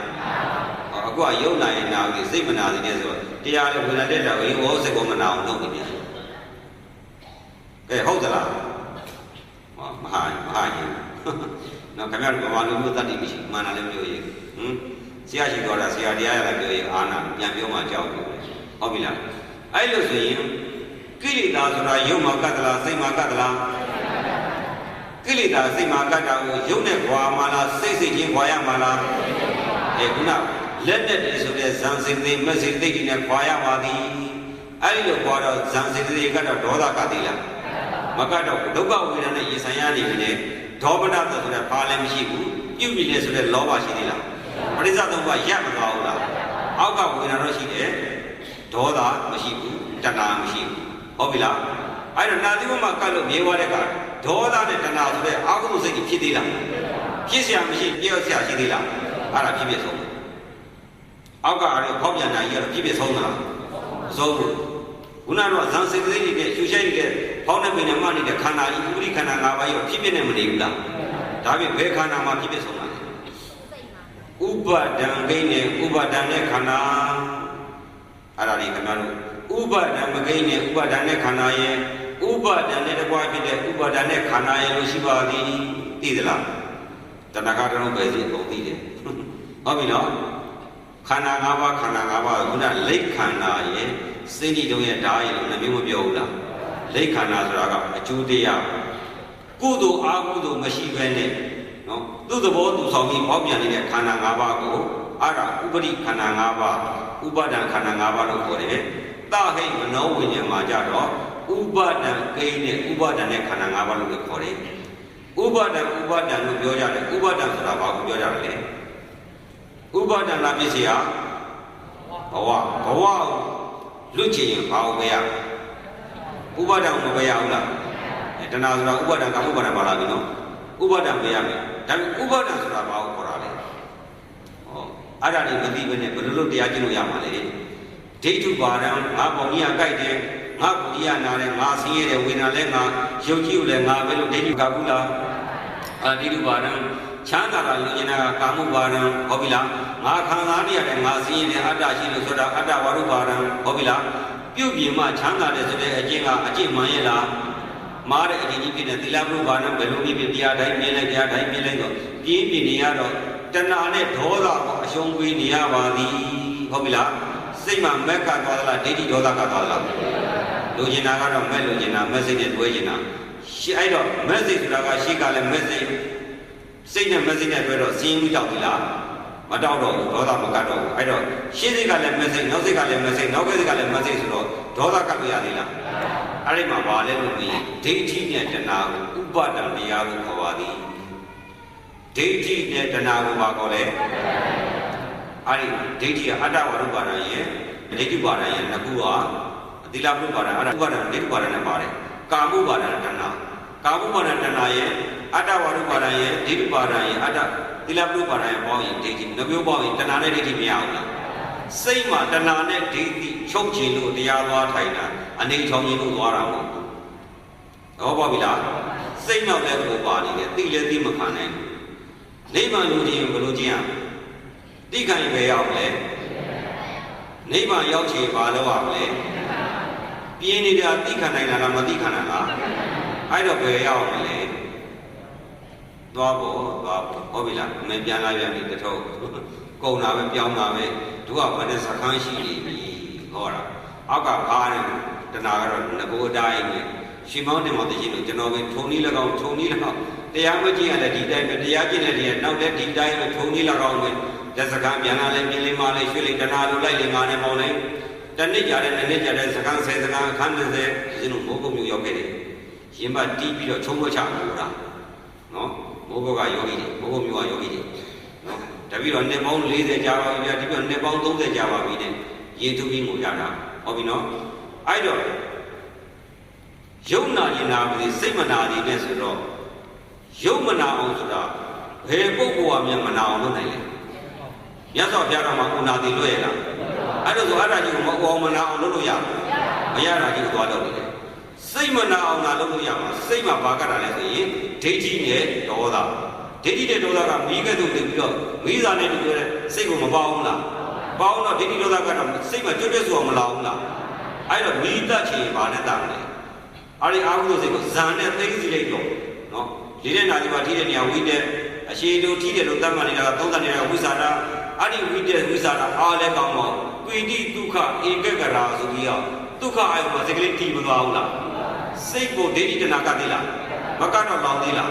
မလောင်တော့ဘာနဲ့ပယ်တာလဲဇာနဲ့ပယ်တယ်ဟုတ်ပြီနော်သီလသမာဓိမပြည့်ဘူးလေဘယ်ကမက်ကရမလဲမက်ကရှိပါတော့သီလမက်ကသမာဓိမက်ကနှစ်ပါးမရဘူးဘယ်လိုလုပ်မရဘူးကိုယ့်ကအကျက်ဖြစ်ပြတရားစားတိုင်းနေဆိုတာလာခဲ့မက်ပဲအဲ့တော့အုံလို့လိုချင်တဲ့ပုဂ္ဂိုလ်တယောက်ကဒီအုံကြီးထဲမှာအုံလို့ရှိရတော့မှန်းတယ်အဲ့ဒီအုံလို့ကိုဒီတိုင်းပေါ်ယူလို့ရတယ်ဘာလို့ ရလဲအခွန်ဘွားတစ်ခါပါမယ်အုံလို့ထွက်သလားဓမ္မကြီးနဲ့ပေါ့စီနေပေါ့နောက်အခွန်မတစ်ခါပွားတယ်အုံလို့ထွက်သလားအသားတစ်ခါပွားတယ်အုံလို့ထွက်သလားကြီးကြီးပြီးညှိထုတ်တော့ထွက်မလာဘူးလားအဲ့ဒီအရာသာလေးကမကောင်းဘူးလားဟဲ့တရားဆိုတာနုနုညံ့ညံ့ကျင့်ရတာတဲ့နုနုညံ့ညံ့ဆိုတဲ့အုံလုံးနဲ့တူတဲ့ပရမတ်ကိုအခွန်ဘွားမှာပွားပဲနဲ့ရမှာအိမ်ကလာတဲ့စိတ်ကြမ်းစီရိုက်ကြမ်းရုပ်ကြမ်းတက်ကြမ်းအဲ့ဒီအကြမ်းတန်းလာကြီးနဲ့အုံဒီအခွန်မှာပွားပဲနဲ့ဘယ်လိုနည်းနဲ့သွားပြီးတော့ပရမတ်ကိုသွားရှုနေတော့မသိဘူးကျုပ်တို့ရှိမှတော့မရဟုတ်ပြီလားတရားဆိုတာနုနုဆိုအုံလို့ဆိုတာနုနုလေးပဲဒါပေမဲ့ကိုလိုချင်းနဲ့နုနုနဲ့တူတဲ့အုံလို့ကတခါတည်းရရလားအခွန်ဘွားတွေအခွန်မာတွေမပွားပဲနဲ့ရပါမလားစိတ်ကြမ်းစီရိုက်ကြမ်းကိလေသာထူပြောပြီးလာတဲ့ပုဂ္ဂိုလ်ဘယ်လိုလုပ်သွားပြီးဝိပဿနာပရမတ်ရှုလို့ရပါမလားဒီအခုကတော့လာခဲ့တရားဆိုအနိစ္စဒုက္ခအနတ္တရှုပြီးသွားပြီတရားပြတဲ့ပုဂ္ဂိုလ်ကအနိစ္စနဲ့ဒုက္ခအနတ္တပါရင်လက်တောင်းကြီးတယ်အောက်ကလည်းအနိစ္စဒုက္ခအနတ္တလို့နေငါလည်းတရားသမားလို့ကအကုန်လုံးပြည်နေသွားတာသိလဲသိရောအမလေးလွတ်ကြပါဘူးလို့ပြည့်နေပြီလေစောက်တရားရပါမလားဖားထွက်လာပြီဖားကြိုက်ပြီဟုတ်လားအဲ့ဒီကြမှာတစ်သလုံးဖုံးသမျှအကုန်ပေါ်ပြီဟုတ်ပြီနော် အတိနဲ့ပြန်အမှန်နဲ့ပြန်ပြင်ညာကြက်တယ်လို့ပြင်ညာနော်ကြောက်တယ်ဆိုရင်မလားလဲနေတော့သေတော့ကိုယ့်ဘောကိုသေခံဟုတ်ပြီလားအဲ့တော့အသေးတတ်ဖို့မလိုဘူးလားအေးမြတ်စွာဘုရားကအသေးတတ်ဖို့တဲ့ဗราဏတရားဒီခံဒီသိခံပြီးတော့ကြည့်ရမယ်မကြည့်ရဘူးလားဘယ်လိုသိခံရမှာလဲလို့မေးလို့ရှိရင်တရားကျင့်တဲ့ယဟန်တစ်ပါးကသူတရားကျင့်နေတယ်သူခန္ဓာကိုယ်ကိုမဲ့တဲ့ချင်းကြီးငွေဟောက်တွေကြိုက်နေပါစေတဲ့ထမပြေးနဲ့မလုံမဖြုတ်မပြင်းနဲ့သိခံပြီးတော့ကြည့်ရမယ်တဲရင်လာတော့ငွေဟောက်ကြိုက်တာပါလားမပါဘူးအဲ့ဒါသေကျန်တယ်ဆိုဘာနဲ့သွားလိုက်နေမသိဟုတ်ပြီနော်အဲ့တော့မိမိရဲ့နာကိုစူးစူးဝါဝါဒေါသဖြစ်တဲ့အတန်ပေါ်လာရင်လည်းဒေါသနဲ့ဘက်မပြန်မင်းနဲ့သိခံရမယ်တရားတိုင်းတဲ့ခန္ဓာကိုယ်ကြီးမှာတရားထိုင်နေရင်နာကျင်ခံခဲ့သေလူမတအသက်ထွတ်မတဖြစ်တဲ့ဝေဒနာကိုလည်းသိခံရမယ်ထပြရမလားပြင်ရမလားသိခံမှာအခုကတော့သိမခံခိုင်းဘူးပြင်လာတဲ့ဟုတ်ပြီလားခန္တီပါရမီမမွေးဘဲနဲ့ရပါမလားသိခံပြီးတော့ဒုက္ခဝေဒနာသွားပေါင်းတဲ့စိတ်ကိုဒုက္ခမှလွတ်တဲ့ဇန်နဲ့မသိသိရအောင်လားအဲ့ဒီလိုတော့မှအချောင်ရပါမလားအခုကအချောင်လိုရင်းရတယ်အဲ့ဒါကိုတဲ့မြတ်စွာဘုရားမာသီမဏသုံးပါကအဘိဇ္ဇာဒေါမနတဝိနည်းယဟောအတူတူပဲနော်အဘိဇ္ဇာဆိုတာတဏှာကိုခေါ်တာဝေဒနာတက်လာတော့ချမ်းသာရအောင်မလုပ်ချင်ဘူးလားအဲ့ဒါကိုအဘိဇ္ဇာလိုရမရလို့ရှိရင်ဒီကံလေးဝေဒနာလေးတက်တော့လိုရရရဲ့လားမရတော့စိတ်ထဲမှာတလုံးလုံးမစီရဘူးလားမှတ်ထားခမရတော့မသိခင်အဲ့ဒီနှမျိုးနှုတ်ပါတမရအကြီးဖြစ်နေပါစေဧကရိဘယင်ကြီးဖြစ်နေပါစေနော်ကမ္ဘာမလျာနာကြီးဖြစ်နေပါစေကမ္ဘာပညာကြီးဖြစ်ပါစေကမ္ဘာကျော်နိုင်ငံကျော်ကြီးမဖြစ်ချင်နေပါစေအဲ့ဒီအဘိဓါဒေါမနတချုပ်ရင်တော်ပြီသို့မဟုတ်ဖားထွက်ရင်တော်ပြီဟုတ်ပြီလားတမရကြီးဖားမထွက်တော့သေကန်ကြီးတော့ဖားကြိုက်ပြီးမဟုတ်ဘူးလားဟောတယ်ဦးဇင်းကထုတ်မပြောတော့တာပြူပြပြီးတတ်လိုက်ပါတော့ပါဆိုဩသေးတာနော်အဲ့ဒီလိုပဲဦးဇင်းသွားခဲ့ပြီဆိုဘုန်းကြီးတာလို့ရှိရင်သူ့ကိုယ်သူသိမယ်ဒီမှာကြောက်လို့ဩသွားကြဟုတ်ပြီလားကဲလွတ်ရတာလေလွတ်တာလည်းသိရတာလေအဲ့ဒါအကယ်မခံတော့ပြူပြပြီးတော့ပြရတယ်မျိုးလုံးပြရှာထွက်ပြီးတော့သတ်လိုက်ပါတော့ဩသေးရတယ်အဲ့တော့အဘိဓါဒေါမနတလိုချင်တက်တဲ့တာကအဘိဓါလိုရမရတော့တော်တော်မစီရဘူးလားအဲ့ဒါကိုဒေါမနတဝိနေယတတိငါဝိခံမနာပဲပွားရည်တဲ့မာသီမဏသုံးပါတရားကျင့်မဲ့ယောဂီတွေတရားမကြည့်ပြီးရှေ့ဖို့နိုင်ဆိုလိုတာကတော့တောသုံးတော်ပိုင်တဲ့ရှင်သေးရဲ့အစီကိုမြေခွက်နဲ့မခံပါနဲ့တဲ့ရွှေခွက်နဲ့ခံယူပါလို့ဆိုတာအခုလည်းမြတ်လာတဲ့သာသနာအောင်ကြီးဒီမှာတရားလေးပါတရားတော်ကြီးကိုမင်းတို့ကိလေသာကျွတ်တက်နေတဲ့တတိစိတ်နဲ့လက်မခံနဲ့တဲ့အဲ့ဒီကိလေသာလောဘအဘိဓါဒေါမနတော့စွန့်ပြီးတော့မှခွာပြီးတော့မှယူပါအဲ့လိုတရားခိုင်းတယ်ဝေဒနာတက်လာတဲ့အခါကျတော့လှုပ်ချင်တယ်ဆိုတာကလည်းအဘိဓါလှုပ်ရမရတော့တော်တော်ဒီတိုင်းနေမှဆိုမစင်းရဘူးလားဒေါမနတဝိဇ္ဇာဒေါမနတပေါ်မလာဘူးလားဝိနေယတတိငါဝိခံမနာပဲပွားရည်ဒီအဘိဇ္ဇာနဲ့ဒေါမနတဖြစ်နေတဲ့စိတ်ကိုခွာပါဆိုတော့ဒီတိုင်းနေလို့ရပါမလားပြင်လိုက်တော့ပြီးသလားမပြီးပါလို့လေဟောအဖြစ်ပေါ်မလာဘူးလား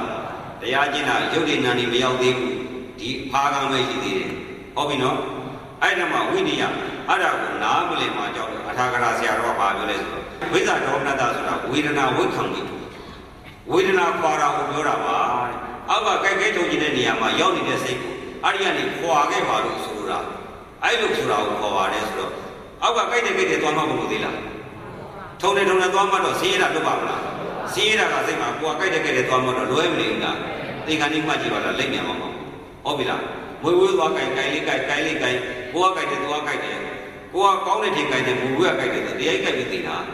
ဒီကရက်စက်တဲ့အာယုန်ကြီးဖြစ်နေတာကတောက်နေတာကမီးစိတ်မှာဇန်နဲ့သားမှာဆိုအရေးကိုအကောင်ထင်ပြီးယုတ်ကြီးသွားပြီးကြိုက်တယ်မှတော့ဒုက္ခကြီးမှာမလားမငြိမ်းဘူးလို့ကြီးစမ်းလို့ရတယ်ဟုတ်ပြီလားအာမခံတယ်ဟုတ်ပြီနော်အဲ့တော့ဝေနာဝိကံမိတ်သွားတယ်ဝေနာခွာပါလို့ပြောတာတဲ့အဲ့ဒါကိုတီကာဆရာတော်ကနားလည်အောင်ပါထားပြောလဲဆိုတော့ဝေဒနာခွာတယ်ဆိုတာတဲ့ဝေဒနာအာမနတိကာရာအောက်ကကြိုက်ခဲထုံကြည့်တဲ့ဝေဒနာကိုနှလုံးမသွင်းနေဟောအတူတူပဲမဟုတ်လားနာသီဝထိတိကိုစိတ်ကလေးပို့တယ်ဆိုတော့အောက်ကဝေဒနာနဲ့စိတ်ကလေးခွာတာပဲမဟုတ်လားအောက်ကကြိုက်တာဝေဒနာနှလုံးသွင်းသေးလားအဲ့ဒါအတူတူပဲဟုတ်ပြီနော်အဲ့လိုဆိုရင်ဖားတိဥသောဒေါသကိုမကလောထုတ်နိုင်ဘူးဆိုရင်ထိုပုဂ္ဂိုလ်ရှေ့ဆက်ပြီးတရားကျင့်လို့ရပါဘူးအဲ့လိုဆိုတရားကျင့်တဲ့အစဒီဘာလုပ်တဲ့လုပ်ငန်းလဲဖားကလောတဲ့လုပ်ငန်းမှတ်မိပြီလားမှတ်မိပြီလား အဲ့လိုဆိုဘယ်မူနဲ့ကြည့်ချင်းဘယ်ဆရာကြည့်ချင်းဘယ်ရည်သားကြည့်ချင်းဘယ်တော့ဘယ်တောင်နဲ့ကြည့်ချင်းဘယ်လိုပဲထိုင်နေထတာကြာကြာနေတော့ဒီယုတ်ကြီးကနှိမ့်ဆက်ပြီးတော့ဒေါသဆိုတဲ့ဖားကြီးပေါ်မလာဘူးလားဆိုဖာပေါ်တိုင်းလဲတိုက်ခဲထုံချင်မှာပဲအဲ့ရပေါ်တိုင်းလဲတိုက်ခဲထုံချင်မှာပဲဘလို့နေဒီယုတ်ကြီးမပေါက်ပြန်လာဘူးလားအဲ့ဒီယုတ်ကြီးနဲ့တော့နေလို့ရပါမလားအဲ့တော့ဒီယုတ်ကြီးပေါက်ပြန်လာတော့စီးရရတချမ်းသာတဲ့ရတဘယ်ရတထွက်လာစီးရတဲ့ရတတွေထွက်မလာဘူးလားအဲ့ဒါဒီယုတ်ကြီးကချမ်းသာတာပြေးလားဒုက္ခတွေပြေးလားဒုက္ခပြေးပြီးဒေါသပြောင်းလုပ်နေတာကြီးဟာဟုတ်ပြီလားအဲ့ဒါကိုဒီခန္ဓာကိုယ်ကဒေါသတိတော့ဖားကိုမပယ်ရသေးဘူးနဲ့ဒေါသတဏှာကြီးနဲ့စိတ်ကလေးတည်လို့ရပါမလားဝိပဿနာဆိုတာဒေါသအာယုလားဒေါသလွတ်တဲ့အာယုလားဒေါသလွတ်တဲ့အာယုကိုရှုမဲ့စိတ်မှာဒေါသတဏှာကြီးနဲ့ရပါမလားမောဟလွတ်တဲ့အာယုလောဘလွတ်တဲ့အာယုပညာလွတ်တဲ့အာယုပရမတ်ပညာရှိသလားပညာမရှိတဲ့ပရမတ်လောဘဒေါသမောဟမရှိတဲ့ပရမတ်ကိုယုံနိုင်ရှုမဲ့စိတ်မှာပညာကြီးနဲ့ပေါင်ကြီးခြေထောက်ကြီးနားတယ်ကြိုက်တယ်နှုတ်ပဲပြင်းပဲမခံနိုင်ဘူးဆိုတဲ့စိတ်ကြီးနဲ့ပရမတ်ရောက်ပါမလားရောက်တယ်ဆိုတဲ့ယုံနာကအတုပဲဖြစ်မယ်အစစ်မဖြစ်ဘူးဟုတ်ပြီနော်အဲ့ဒါကြောင့်မလို့ဝိပဿနာဒါအစအလေးခေါ်တယ်နော်သိခံပြီးတော့လည်းကျင့်ရမယ်သိခံပြီးပွေးနေတာမဟုတ်ဘူးအာငါပါနဲ့ဒုက္ခအယမှာပေါင်းတဲ့စိတ်ကိုဒုက္ခလွတ်တဲ့နော်ဝိမိမူလကမ္မထာတို့မသိသိရအောင်လားဟောင်းနဲ့ပင်နဲ့ရအောင်သိသိတော့မတူဘူးလားငယ်ဒီပေါ်ရအောင်သိသိတော့ဒေါသတိကဖားထွက်သေးလားနာသီဝတိတိဖြည်းဖြည်းယူကြီးမြည်ယူသူ့ဘောသူလွတ်အောင်သိသိလို့လွတ်သွားရောဒေါသထွက်သေးလားရှင်းစိတ်နောက်စိတ်ကိုနာအောင်ရှိတော့တတိဝရိယကစိတ်တဲ့အစိတ်ပြောတော့ရှင်းစိတ်ကိုဒေါသကပ်လို့ရသေးလားဖားရှိသေးလားအားရအဖြစ်ပဲဟုတ်ပြီနော်သူ့ကမ္မဋ္ဌာန်းငါကမ္မဋ္ဌာန်းညီးစရာမသေးလားလိုရင်းကပါလေဖားတိကိုဒေါသထွက်ဖို့ကျမ်းနာနုတာရှိတာဒုတာကြတာပေးချေလေအဖြေထွက်ဖို့လိုတယ်ဘာလဲလဲဖားတိကိုဒေါသဟုတ်ပြီနော်အဲ့လိုဆိုဦးစင်းမူရှိသလားသူများမူရှိသလားဘာလို့ဘလို့ကြည့်ရင်ဖားကလော်ထုတ်တာအဖြစ်ပါပဲသူတရားမှားတယ်မှန်တယ်ကိုတရားတွေ့တယ်မတွေ့တယ်ကိုသိတဲ့ဉာဏ်နဲ့ဟုတ်တယ်မဟုတ်တယ်သိရင်ဖားနဲ့တွေ့ကြည့်ပေါ့ဟုတ်ပြီလားဒါလေးပဲပေါက်ပြန်တဲ့ဝေဒနာလည်းတွေ့ပေါ့နော်မခံနိုင်ဘူးစီးရတယ်တနှုတ်လို့စီးတယ်လှုပ်ချင်တဲ့ပြင်းနေဆိုရင်မဲ့တရားကိုတရားဉာဏ်စီတွေထွက်လာတာဒေါသထွက်လာတာကိုဉာဏ်စီရှိသေးလားဒေါသအစိမ့်ပဲဖြစ်လာပြီဒုက္ခဝေဒနာကပြင်းပြင်းတဲ့လောဘဆိုတော့တဏှာနောက်လိုက်မသွားဘူးလားစိတ်မှာတဏှာကူးလားမဲ့ကူးလားတဏှာကူးသွားပြီအဲ့တော့မှဘုရားဆရာတော်ကြီးကခန္ဓာဝင်ချက်ခံခြင်းမှာခန္ဓာရှိတဲ့သူတိုင်းခံစားရမယ်ဝေဒနာတွေရဲ့ဖြစ်ဖြစ်သုံးဖို့ရအောင်ရှုကြမမိတ်မလျော့နေကြတော့မမှားဘူးလားဝေဒနာဖြစ်ဖြစ်အဆုံးတော့လှုပ်ပြီးတော့ဖြစ်ဖြစ်ဆုံးသေးလားသူ့ဘာသူကြိုက်ကြိုက်ခက်ခက်သူ့ဘာသူဖြစ်ပြီးသူ့ဘာသူဆုံးတဲ့အထိအောင်ရှုပါလို့ဆိုတာဟုတ်ပြီနော်အဲ့လိုသူ့ဘာသူဖြစ်ပြီးသူ့ဘာသူဆုံးနေဆိုတော့သူ့ဘာသူဖောက်ပြန်တော့နာရင်တော့နာမနေဘူးလားဒါပေမဲ့စိတ်မနာအောင်မလုပ်အောင်လားဆရာတော်ကြီးဟောတာနှစ်ခုအတူတူပဲဒါဘုရားဟောတဲ့ဒေသနာနဲ့ဖားကတော်တာပဲမဟုတ်လားအဲ့တော့ဆရာတော်ကြီးမှားတာရှိသေးလားအဲ့လိုဆိုရင်ဖြည်းဖြည်းရှုလို့လို့ချင်လဲရှုဖို့တဏှာကြီးနဲ့ရလားနော်တဏှာကြီးနဲ့ဖားထွက်တာမထွက်တော့ဗဏှာကြီးတို့လေတဏှာကြီးတို့မှာဟုတ်ပြီလားသိတော့ဗဏှာကြီးနဲ့ရအဲ့ရဘောနဲ့မှုတော့ရသေးလားကြိုက်တယ်လို့လူလိုက်တော့ရသေးလားအေးငါတနေ့သိမှာဖြာပေါ်မှာအကျော်တော်ခံတော့မှာဘယ်သူမှမကြိုက်နိုင်တော့ဘူးအသက်တော်ကိုထိုင်ကြည့်အောင်မရှိတော့လေအဲ့ဒီလိုတယောက်တည်းသိပြီဆိုတော့အားအင်းဒီအကုန်ခန်းဘာအားမှမရှိတော့တာသိမင်းကလှလှပပရဲရဲဆက်ဆက်ပဲပဲနဲ့တတ်နေတဲ့အချိန်မှာမိမိမှာဖားမထွက်နိုင်ဖားကတလုံးလုံးဆင်းရဲမနေဘူးလားအဲ့ကြတော့ထွက်လာပါပြီဗျာရွှေတုံးတွေမထွက်ပါဘူးငါ့ကိုဘာအောင်မလဲငါတို့ကောင်မဘာအောင်မလဲဆိုတော့သေကံကြီးကြတော့ဇောကရဏပြန်တော့စိန်ပရက်တွေဂုံတူးတွေထွက်လာသလားချွေးသီးတွေထွက်လာသလားအဲ့ဒီမသားတပိတ်မသွတ်နဲ့ဘုံကြီးစားသွားပြီဒါလည်းကြက်ကြီးနဲ့ထဲပါတပိတ်တော့မသားရလားဘုံကြီးရဘုံကြီးရတော့ပေါ့ဗျာဟုတ်ပြီလားမသိခင်တော့တရဏဂုံမတင်ဘူးနဲ့သေမတရဏဂုံတင်ခိုင်းတယ်တရဏဂုံတင်တော့မသားသေးတော့ဘုံကြီးပြပြီးတော့တရဏဂုံမတင်ခိုင်းဘူးလားတရဏဂုံတင်တယ်ဆိုတာဘာလို့တာလဲတို့အခုရှင်ပြုတ်လို့ရဘယ်လိုဖြစ်ကုန်ပြီလဲမသားကဒီဘက်မှာအသန်းသန်းကြီးဘေးမှာလူတွေထိုင်တယ်ဘုန်းကြီးကမသားကိုသီလပေးရတာလူတွေသီလပေးတာအာပေးတာတရဏဂုံနဲ့သီလမပေးဘူးလားမသေးရယူထားပါလားလို့မသားသေးမှယူပါလားမသားရလို့လားမရဘဲနဲ့မသားဘာလို့တရဏဂုံနေတာမသားကိုတရဏဂုံတင်လို့ရမသားကြီးကဘုန်းကြီးကဘုဒ္ဓမူသိမိဓမ္မမူသိမိမသားကြီးဆုံးနိုင်လားအဲ့ဒါမသားကြီးကတရဏဂုံရလား ဘာလို့တဲ့တော့ဘယ်သွားတင်တာလဲဟုတ်ပြီနော်ကြံတဲ့လူကိုတင်တာမသာနဲ့ဘာဆိုင်လို့လဲမသေးဘဲနဲ့တင်လို့မရဘူးလားအဲ့ဒါတော့မဟုတ်မသာသေးရပုံလာပါဆိုတော့ကဲမင်းတို့ငမိုက်သားတွေမသေးခင်နဲ့မတင်မနဲ့မသာကြီးတွေးချပြီးတင်တော့သပိတ်ကြီးကြီးသွားတာပေါ့ကြိုက်ကြီးကြီးနဲ့နှစ်ထပ်သုံးထပ်တော့များများမရပါဘူးလားကျုပ်တို့ကတော့မမြတ်ဒီလောက်ဆုံးမတဲ့ကြားတွေကကြောပေးပြီးတော့နော်ကြောင်တောင်ကန်းနဲ့ငမိုက်သားမသာတရတော်မယူနိုင်တဲ့ကိစ္စကိုမသာနဲ့လာရှုပ်ယူခဲ့များများဘာဖြစ်လဲမျက်မှောက်စားတော့ဘုရားဝသားမျက်မှောက်ထည့်ခိုင်းတာအဲ့တော့မသေးခင်ကဘာလို့ကားမှာလဲသတ္တရဂုံဒိဋ္ဌာ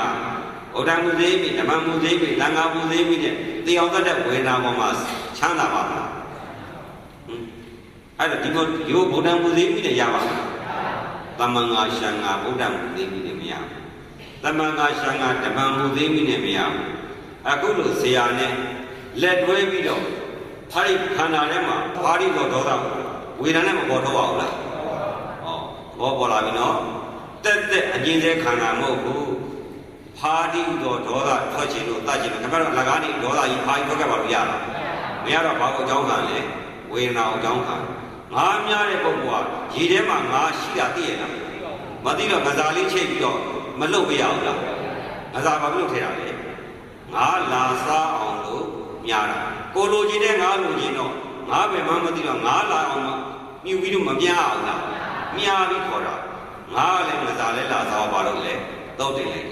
အခုလေဦးဇင်းတို့ဒေါသဒီတော့ဖာသိရင်အဲ့ဒေါသကြီးကတတ်မှာဖာတာဟုတ်ပြီလားမသိခင်လေးကဒီဒေါသဒီတော့ဖာထွက်ချင်တော့ဘာနဲ့တောင်းတာလဲငါစားနဲ့တူတဲ့ဓာတ်လေးပါပြင်းထန်တဲ့ဖောက်ပြန်တဲ့ဒုက္ခဝေဒနာအကြောင်းခံတော့ဒေါသဖိုင်ထွက်မလာဘူးလားတက်တက်ရဲစက်တာလားဖာပေါ်ထုတ်တာ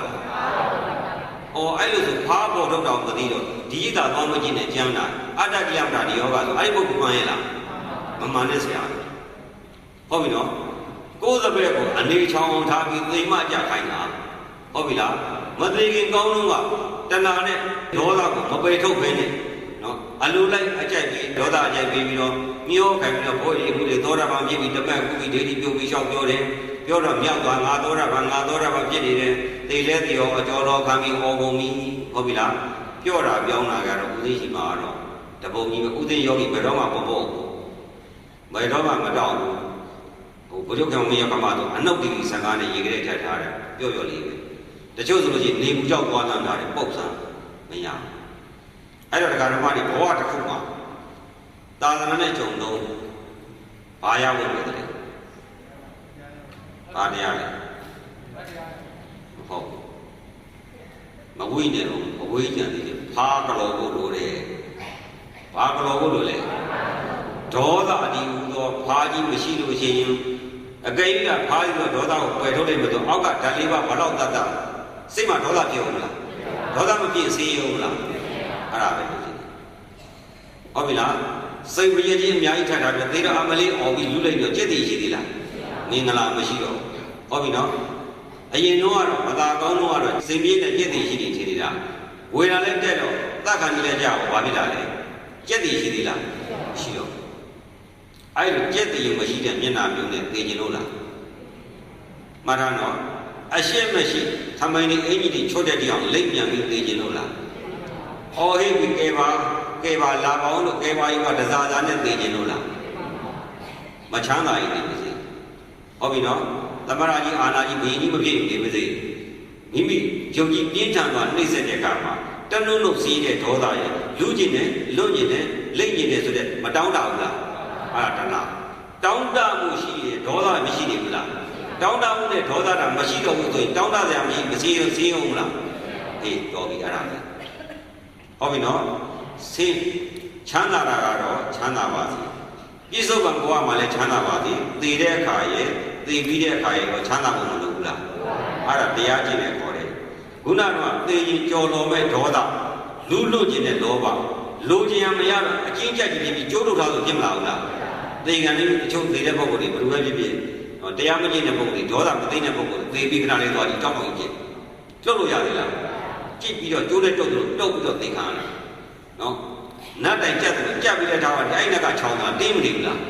မသိခင်ကအတင်းကြီးချုပ်ပြီးတင်ရတာအဲ့ကြီးသွေးရဲ့ကြီးတွေကတော့တောင်းတော်ကြီးပြနေတာအဲ့မသာတပိတ်မတော်နေလေဟုတ်ပြီလားတတ်နိုင်ခုတ်ပါပြီးခွေးကျွေးလေးခွေးွားတယ်ဟုတ်ပြီနော်အဲ့တော့တရားဓမ္မတွေဘဝတစ်ခုမှာတထေးကြီးနဲ့အာနာရှိကြီးပညာရှိကြီးနာမည်ကျော်ကြီးမဖြစ်ချင်နေပါစေဟာဒီကာယကဒုက္ခဝေဒနာဘယ်တော့ပဲဖောက်ပြန်ဖားဒီတော့ဒေါသရဲ့ပြည့်ပြည့်လို့တဲ့လောဘရဲ့မရှိရင်မကောင်းဘူးလားကောင်းရင်ပါလို့ဓမ္မရမယ်ခန္ဓာမှာတဏှာနဲ့ဒိဋ္ဌိပဲထွက်လာတာဟုတ်ပြီလားအဲ့ဒီနီးကိုဆရာကမပေးရပါဘူးအဲ့တော့ဘယ်ဆရာကပေးပြီကဲခမရတို့တရားပေါ်ပြီးထိုင်ခဲ့တဲ့လူတွေရှိမှာပေါ့ရိတ်တာသွားတာဘာလို့ရှင်းလို့သွားတာလဲဘာတရားလဲ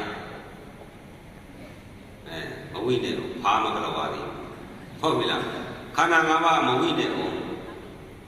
ခန္ဓာ၅ပါးမရှိရင်အဲ့ဒီရှိမဲ့ပထမအာယုံမှာကိလေသာနဲ့လောဘဒေါသတွေဖုံးတာတော့ပထမကိုရှိလို့ရသေးလားအဲ့ဒါကြောင့်မလို့ဘာတိတော့ဒေါသကလောတော့အဲ့တော့အတိတ်ဖို့သွားရမည်ဘာလို့သွားမလဲဒီအဲ့ဒါဘာမှညာမှမပြီးတော့ဘာမှညာမှမပြီးတွေးရောအဲ့တော့အတိတ်ဖို့သွားရမည်သေခြင်းစည်ရဲမှလွတ်တဲ့ဤလူရင်လို့ဆရာရှိသွားယူရမည်တုတ်တန်ရဆိုလို့ရှိရင်ဘာတိတော့ဒေါသအဘိဓါဒေါမနခွာရမယ်ဝေဒနာခွာရဲဟုတ်ပြီလားအဲ့ဒီလိုဆိုလို့ရှိရင်ဓမ္မတွေတရားကျင့်နေဆိုတာဘယ်လိုပဲကျင့်ခြင်းအဖြေရပါတော့တာလေဟာဒီတော့ဒေါသကလောထုတ်တာဟုတ်ပြီလားအဲ့ဒါကဦးဇင်းတို့အကြံဉာဏ်ပြောလိုက်တာနောက်တစ်ခုကပထမဇန်နဲ့ဟုတ်ပြီလားသမဏယာနိကပဲဖြစ်ဖြစ်ဝိပဿနာယာနိကပဲဖြစ်ဖြစ်ယူပဇန်၄ပါးရှိပါသည်ဝိပဿနာယာနိကဆိုရင်ပေါင်း၅ပါးရှိဝိပဿနာယာနိက၅ပါးသမဏယာနိကတစ်ပါးအားလုံးဘယ်နှပါးရှိလဲတရားကျင့်တာ6မျိုး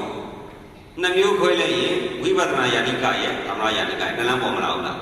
ဝိပဿနာယာနိကကိုပြန်ခွဲရင်ပထမဇန်ရဲ့ဒုတိယဇန်ရဲ့တတိယဇန်ရဲ့သရုပ်ဒဇန်ယူပနမိတ်ကိုအမိပြုပြီးတော့ဇန်နဲ့ကျင့်တဲ့၄မျိုးရဲ့ယူပနမိတ်မရှိတဲ့အာနိမိတတစ်ပါးရဲ့ဘယ်လိုမျိုးရှိလဲ5မျိုးဟုတ်ပြီနော်အဲ့ဒီ5မျိုးနားမလဲပဲနဲ့ကိုလျှောက်တဲ့လမ်းဘယ်ရောက်တော့ဘယ်ပေါပေါင်းမသိရိုက်အေးသုံးဝေရိုက်တယ်လို့ပတ်ချလဲပြီးပြန်လာဟိုလမ်းလို့ဒီလမ်းလို့ကိုရောင်ဒီအောင်နဲ့ပြန်မလာဘူးလားပြန်လာတာပဲအဲ့ဒီလိုနားလဲရမယ်အဲ့တော့ယူပပထမဇန်ဟောဘောင်းနဲ့ပိနေဆိုတာယုံအဲ့ဒီယုံကိုစိတ်ကလေးတင်တာဝိတက်ဘောင်းနဲ့ပိနေလို့သုံးသတာဝိစာရဝိတက်ဝိစာရအားကောင်းတော့စိတ်ကလေးကငြိမ်ပြီးတော့တတိဝရိယကအားကောင်းပြီးစိတ်ကလေးကိုအုပ်ချုပ်တာတော့ဒီစိတ်ကလေးကဒုက္ခဝေဒနာသွားသေးလားမသွားတော့ပိဋိဒုက္ခဆိုပြီးချမ်းသာမလာဘူးလားအဲ့တော့ဝိတက်ဝိစာရပိဋိဒုက္ခဆိုတော့အဲ့ဒီပိဋိဒုက္ခဆိုတော့ချမ်းသာသွားတော့အောက်ကဒုက္ခဝေဒနာကိုစိတ်မကန့်ကြည့်တော့ဆင်းရဲသေးလားမဆင်းရဲတော့ဒေါသရှိသေးလားဒီပထမဇန်ကျင့်နေဆိုတာလေဖားကြော်တော့တာပါပဲဟုတ်ပြီနော်ပထမဇန်၌ဒုက္ခိတရေအကျွေးမဲ့ချုပ်သည်ကာမတင်ညာချုပ်သည်ဟောပထမဇန်ဆိုတဲ့သူကဘောင်းတိုင်းဒီပိန်တိုင်းဒီသိလာတဲ့အခါမှာအတိတ်စိတ်ချုပ်အနာဂတ်စိတ်ချုပ်ပြေစားအောင်ချုပ်ပြေစားတော်တာချုပ်ဟုတ်ပြီလားကာမတင်ညာချုပ်ဒုက္ခိတရေချုပ်အာရနာလဲရတဲ့ကိုကျင့်တဲ့အကျင့်ဓာတ်ဒီချုပ်ကြောင်းကျင့်စဉ်ဟုတ်ရဲ့လားဥဒေမိကရှောက်လို့တော့ဥဒေမိကတွေဖြစ်လာမှာပေါ့ဟုတ်ပြီလားအဲ့ဒါအဖြစ်ထုတ်လိုက်ရင်ပထမဇန်ဆိုတာလေဒုက္ခဝေဒနာမှာဖားပြီးတော့ဒေါသကလောထုတ်တာတဏှာအဖြစ်ပြောမှဆိုဘိန်းကျွေးလိုက်တာဦးဇင်းငယ်တော့ရပ်ွက်ထဲမှာရှင်းပြတော့မယ်ဆိုလို့ရင်ထေးပေါက်ရည်ထားမယ်ဆိုဘိန်းသားလေးလိုက်ရှာရတယ်ဘိန်းလေးတက်ပြီးတဏှာကိုခိုင်းလုတ်တော့တာပဲဟုတ်ပြီလားအခုလေတဏှာဒေါသကိုအောက်ကဒုက္ခယုံနဲ့သွားပြီးဆက်ဆံမယ်စားဇံရဲ့ပီတိဒုက္ခအာယုံမှာအစာထိုးလိုက်တော့စိတ်ကပီတိဒုက္ခမှာတဏှာကိုမသွားဘူးလား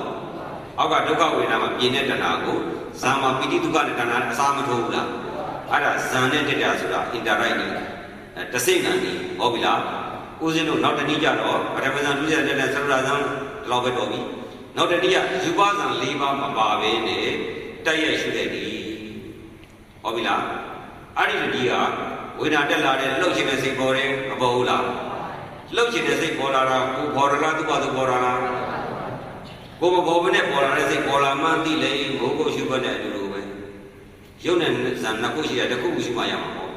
စိတ်ကိုယူပနမိတ်မှာမထားဘဲနဲ့လှုပ်ပဲပြင်းပဲစီးရဲဆိုတဲ့စိတ်ကိုနောက်စိတ်နဲ့တတိနဲ့ဆက်ယူတော့စိတ်မှာတတိဝိရိယကသွားတော့တတိဒေါသကတည်းလား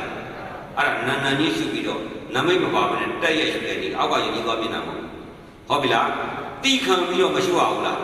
တခါတည်းတော့ကိုယ်ပဲနိုင်မယ်သိခံပြီးတော့မှရှင်းတဲ့လုံမဲ့ပြမဲ့စိတ်ကိုနောက်စိတ်နဲ့တစိတ်ပေါ်လေတစိတ်ယူလေတစိတ်ပေါ်လေတစိတ်ယူနိုင်အောင်ရှုသွားတော့နောက်ဖြစ်လာတဲ့စိတ်မှာတတိဝရိယကတ်မလာဘူးလားတတိဝရိယကတ်ရင်ဇံစိတ်အဲ့မှာမို့နာတယ်ကြိုက်တယ်ထုတ်တယ်ဆိုရင်အာဟုတုစိတ်ရှင်းစိတ်ကလည်းအာဟုတုစိတ်နောက်စိတ်ကလည်းအာဟုတုစိတ်ရှင်းစိတ်ကအာဟုတုဖြစ်တော့နောက်ကကုသိုလ်မဲ့စိတ်နဲ့စောင့်ကြည့်တော့စိတ်မှာဘာကသွားလဲဇံတော့မဲ့တော့ကတ်မလာဘူးလားအဲ့ဒါစိတ်ကိုပြင်လိုက်တာဟုတ်ပြီနော်တတိကအမြင်ထားနေမယ်ဆိုရင်အာဟုတုစိတ်ကတ်လို့ရသေးလားအဲ့တော့တတိနဲ့ကတ်တော့စိတ်မှာမက်တည်လို့အောင်လားအဲ့ဒါရှင်းစိတ်ဖြစ်နောက်စိတ်ပဲလို့ခေါ်တယ်ရှင်းကလှုပ်ချင်အောင်နောက်ကလှုပ်နေရှင်းကတဏှာနောက်ကတဏှာဟုတ်ပြီလားရှင်းစိတ်လှုပ်ချင်တာကိုသိခံပြီးတော့လှုပ်ချင်တဲ့စိတ်ကိုလိုက်ယူတာပါလေမက်စိတ်ဟောအဖြစ်ပေါ်မလာဘူးလားကဲအဲ့လိုဆိုခင်ဗျားတို့ဘယ်ရိတာသွားဘယ်နေရာထိုင်ဘယ်တော့တဲ့သွားဘယ်မူလာသွားအဖြစ်တော့တူမသွားဘူးလားတူသွားရင်ခင်ဗျားတို့ရိတာသွားမယ်ဆိုရင်ဆရာကျွန်တော်ကျမတော့သေလို့ရှိရင်အလွန်ပြင်းထန်တဲ့ဒေါသဘာကြီးထွက်လာမှကြောက်ပါသည်ဆရာကဒေါသပယ်ပြီးပြီလားသူမမေးရဘူးလားမေးရမှာသူကမပယ်နိုင်တော့ကိုယ်ပဲပယ်ရပါဘူးအာနာဘုရားမလို့ဟုတ်ပြီနော်သူကမှမပယ်နိုင်တာကြီးသူကဒေါသတန်လာဘာတန်လာကြီးနဲ့သွားခြင်းတော့ကိုယ်ဒေါသလွတ်ပါမလားမလွတ်ရင်နောက်ဆရာကြီးသွားအာနာဘုရားဟုတ်ပြီလားသေတော့အာနာလို့ချမ်းသာပါမလားကိုတယောက်တည်းခံရမှာဟုတ်ပြီလားအဲ့ဒါကြောင့်မလို့သေတဲ့အခါကိုယ့်မျက်နှာကိုကြည့်ပါသေပြီးတဲ့မျက်နှာကိုကြည့်ပါဟုတ်ပြီလားငါတယောက်တည်းအားငယ်ပြီးအော်ဟစ်ပြီးတွန့်လေပြီးသေရမယ်အပြင်မျိုးနဲ့ငါမသိနိုင်ဘူးပြုံးရွှေချင်းဝမ်းမတတာချမ်းချမ်းသာသာနဲ့သေခြင်းနဲ့ဆိုပြီးတော့ဆရာကောင်းမရှာဘူးလားအခုကမရှာဘူးရိတ်တာသွားတာပေါ်ကောင်းသွားတာပဲဟဲ့သိရင်သွားမလားသွားမသွားနေအဲ့ရရက်စက်တဲ့ကျမ်းနဲ့တားတယ်မတားဘူးတားတယ်ဟုတ်ပြီလားအဲ့တော့ဆရာနီးကကျမ်းနာလားဒိဋ္ဌိဒေါသကကျမ်းနာလားရက်စက်ဖောက်ပြန်တာလည်းဆရာခိုင်းတာလားယုံကြည်ဖြစ်တာလားဆရာကလွတ်တဲ့နာသီကောကိုသိနေတာရက်စက်တာလားကယ်တင်တာလားအဲ့ဒါဆရာနဲ့ဘာဆိုင်လဲသိနေကျမ်းနာရှိသလားကိုယ့်ဟာကိုယ်ကျမ်းနာဟုတ်ပြီနော်အေးအဲ့တော့တရားဓမ္မတွေနော်သိတတ်ဖို့လိုတယ်မလိုဘူးလားအတိမတတ်ရှင်ဘူးလားအတိတတ်ရှင်ဘာလို့မလဲလိုက်ရှာကြအကယ်၍ကိုပြုသူမျိုးသားတွေကိုရွှေရမျိုးရပုဂ္ဂိုလ်တွေအတိတ်တက်ချင်တယ်ဆိုရင်တော့အခြားပုဂ္ဂိုလ်တွေအခြားရေးသားတွေအခြားဆရာတွေတော့ဦးစိမဆိုလို့ဦးစိပါဦးစိဆိုလားလိုက်ရှာပါဟုတ်ပြီလားတို့မြန်မာလူမျိုးကအာနာတတ်တယ်ဟုတ်ပြီလားအာနာပြီးတော့မဆုံးရှုံးဘူးလားအပြစ်ကိုဝေဖန်မှမကြောက်ဘူးလားအေးဝေဖန်တာဆိုတာကြောက်ရင်ဘယ်တော့မှမအောင်ဘူးဝေဖန်တယ်ဆိုတာဖြေမှန်ရသူများတက်ကပြောအားနာတယ်ဆိုရင်ကိုယ့်အတွက်ဆုံးရှုံးတယ်လူနှစ်ယောက်ကပြန်ပြီးတွန်းကြတယ်တော့တစ်ချောင်းတွန်းတာကိုကအားနာတယ်ဆိုပြီးရှော့ရတော့ဘယ်လိုရှုံးလဲကိုရှုံးတယ်အားနိုင်ကိုအားနာမှာဟုတ်ပြီနော်အားမနာပါနဲ့ရဲရဲဝေဖန်ပါရဲရဲပြောပါဆရာကျွန်တော်ကျမတော့သိရမှာပါစာရေးဝေနေတော့ပြည်လဲပါတယ်သိရတော့မပြည်လဲပါဘူးအဲ့တော့ဆရာကျွန်တော်ကျမတော့သိရအတွက်ရေးကြည့်တဲ့အတွက်ကြောင့်ဆရာအားကိုပြီးလာခဲ့ပါတယ်တကယ်ပြင်းထန်တဲ့ရက်စက်တဲ့ဝေဒနာချမ်းကြီးပေါ်လာတဲ့အခါဘုရားလေးပြောမှကျွန်တော်မှနော်လူဆရာဆိုတဲ့ကျွန်တော်တို့ကိုချမ်းသာပြီးပြည်ခြင်းပါတယ်အဲ့ဒီနည်းဆရာပြေးနိုင်သလားမရဘူးလားပြေးသွားမေးဟုတ်ပြီလားအေးကိုယ့်ဘာကိုအားလာပြီးတန်ရုံးစင်းတွေသိတော့ခါမှာအကယ်၍များဘဂိုးမျိုးကပုဂ္ဂိုလ်ကြီးအသေးတက်ချင်တယ်ဆိုရင်တော့အရှင်ဘုရားတော်ပြေးနိုင်သလားလို့ဝေးရင်တော့တတ်နိုင်စာချုပ်ထားတယ်ဟုတ်ပြီလားခင်ဗျားတို့တရားလာခြင်းတဲ့ပုဂ္ဂိုလ်လူ100လာလို့100မရဘူး1000လာလို့1000မရဘူးဆိုရင်ကြုတ်တာဟုတ်ပြီလားခင်ဗျားတို့ဘာကြီးကိုဟဲ့ပြန်ထဲပါလို့မရဟုတ်ပြီလားယုတ်ကြီးဘလောက်ဖောက်ပြန်မိမိစိတ်မှာဖားထွက်အောင်လုပ်လို့မရဘူးဖားကတော့တော့မချမ်းသာဘူးလားအဲ့ဒါလူကြီးရင်တော့အလကားတွေးပြီးတော့အလကားပေးဟုတ်ပြီလားမိမိအလုံးချမ်းသာမှုအားကိုးရမယ့်ယတနာကြီးကိုသာသနာမှာဘုရားဝတ္တကဘွဲကအလကားကျွေးပြီးတော့အလကားပေးပါမယ်ဟုတ်မှဟုတ်ပါမလားဆိုရင်စာချုပ်တာတယောက်ချင်းစာချုပ်ဟုတ်ပြီလားအတိတ်တပ်ပါမလားဆိုတာနောက်မှမဟုတ်တရားစကားနဲ့မှငရဲမီးနဲ့ရွှေစစ်လားမစစ်လားဆိုင်ရှင်မမေးညာမှာငရဲမီးရှိတဲ့ကြောက်တဲ့ပေါ့တို့ကြီးဟုတ်ပြီလားရွှေစစ်လို့ရှိရင်ဆိုင်ရှင်ကတတ်တိမရှိဘူးလားအေးဘုရားဒီလိုပဲဦးစင်းလည်းတတ်တိရှိနော်ရောင်လောင်မောင်လောင်နဲ့လောက်ထားတာပေါ့အောင်ကျင်ထားတယ် ကိုတိုင်တော့ယုံလာတဲ့အတွက်ကြောင့်ဟုတ်ပါတယ်လို့အာမခံခင်ဗျားတို့မလွတ်ရင်ကျုပ်တော့ဟုတ်ပြီနော်လက်ညှိုးမောင်းထုံးပြန်သွားလို့ရအေးသို့တော်လည်းခွတ်မောက်တိုင်းရပါမလားခွတ်မောက်ပြီးတော့လည်းရအောင်ရခင်ဗျားတို့မပြောတဲ့သေခံဤတူတွေတော့ပုံချမ်းတာတယ်အသေးကိစ္စဆိုတော့နှာခေါင်းလေးပါးစပ်တရားသူ့တွေထွက်ပြီးအော်ဟစ်ပြီးလိမ့်နေရတယ်ဦးစင်းဒီတရားကျင့်တဲ့ပုဂ္ဂိုလ်ဘာသွေးမှမတွေ့ဘူးသေမှန်းတော့မသိရဘယ်တရားမှမကြည့်ဘူးတချို့ဆိုအနိစ္စလည်းမသိအနတ္တလည်းမသိတရုပ်ကြီးအများကြီးသိအနတ္တပြောတဲ့ကြောင့်တော့ဘာမှမသိ SSC တို့ရမုံစိတ်ဝင်မှာဦးစင်းမြောက်တက်စိတ်မရှိတော့ SSC နဲ့အာရှတော်ဆိုဦးစင်းလိုက်သိတယ်ဖောက်တယ်ဖြစ်နေဖြစ်ဘယ်ဘက်ကိုသွားတော့လဲဆိုတော့သူတို့သိတယ်အေးအဲ့ဒါကြောင့်မလို့အတိတက်ချင်တယ်ဆိုရင်တစားမိုးလာပြီးကျော်3ရက်နေ့ညကိုတဲ့ရတနာဘုံဘုရားကြီးကျောင်းတိုက်အဲ့ဒီကျောင်းမှာတစားမိုးလာပြီးကျော်3ရက်နေ့ညနေမှာညနေတော့ဘွားတို့တော်လိုက်တန်တို့ဘွားတို့အေးရလိမ့်တို့ဥစ္စာလေးစီတော့မပါဘူးဟင်းဖုံးတွေပါထားခဲ့ပါအလကားတွေးပြီးတော့အာမခံနဲ့အလကားပြပါမယ်မလိုချင်လည်းရပါသည်ဟုတ်ပြီလားအဲ့တော့ယနေ့ညဝိပဿနာအခြေခံကျင့်စဉ်ဖြစ်တဲ့သုတ်တန်ဒေသနာနေ့တကွာစပြီးတော့ဟောကြားတဲ့ရှင်းလင်းတဲ့ထုတ်တဲ့တရားဟောကြားတဲ့တရားနာကြတဲ့တကူအနေနဲ့ကြောင်းတရားကျင့်ကြတရားနာကြတဲ့ပုဂ္ဂိုလ်ပေါ်သူတော်ကောင်းတို့သည်မသိမီတဲ့ကရှင်လုံးမှာသေရင်ကြော်လော်ပြီးတော့တတ်မဲ့ဘာကတော်ထုံနိုင်ပြီးလျင်အာသင်္ကရတ္တနိဗ္ဗာန်ယူမည်မြတ်သို့ရလွယ်ရောက်လွယ်မြတ်မောပြီးနိုင်ရပါစေကုန်သတည်း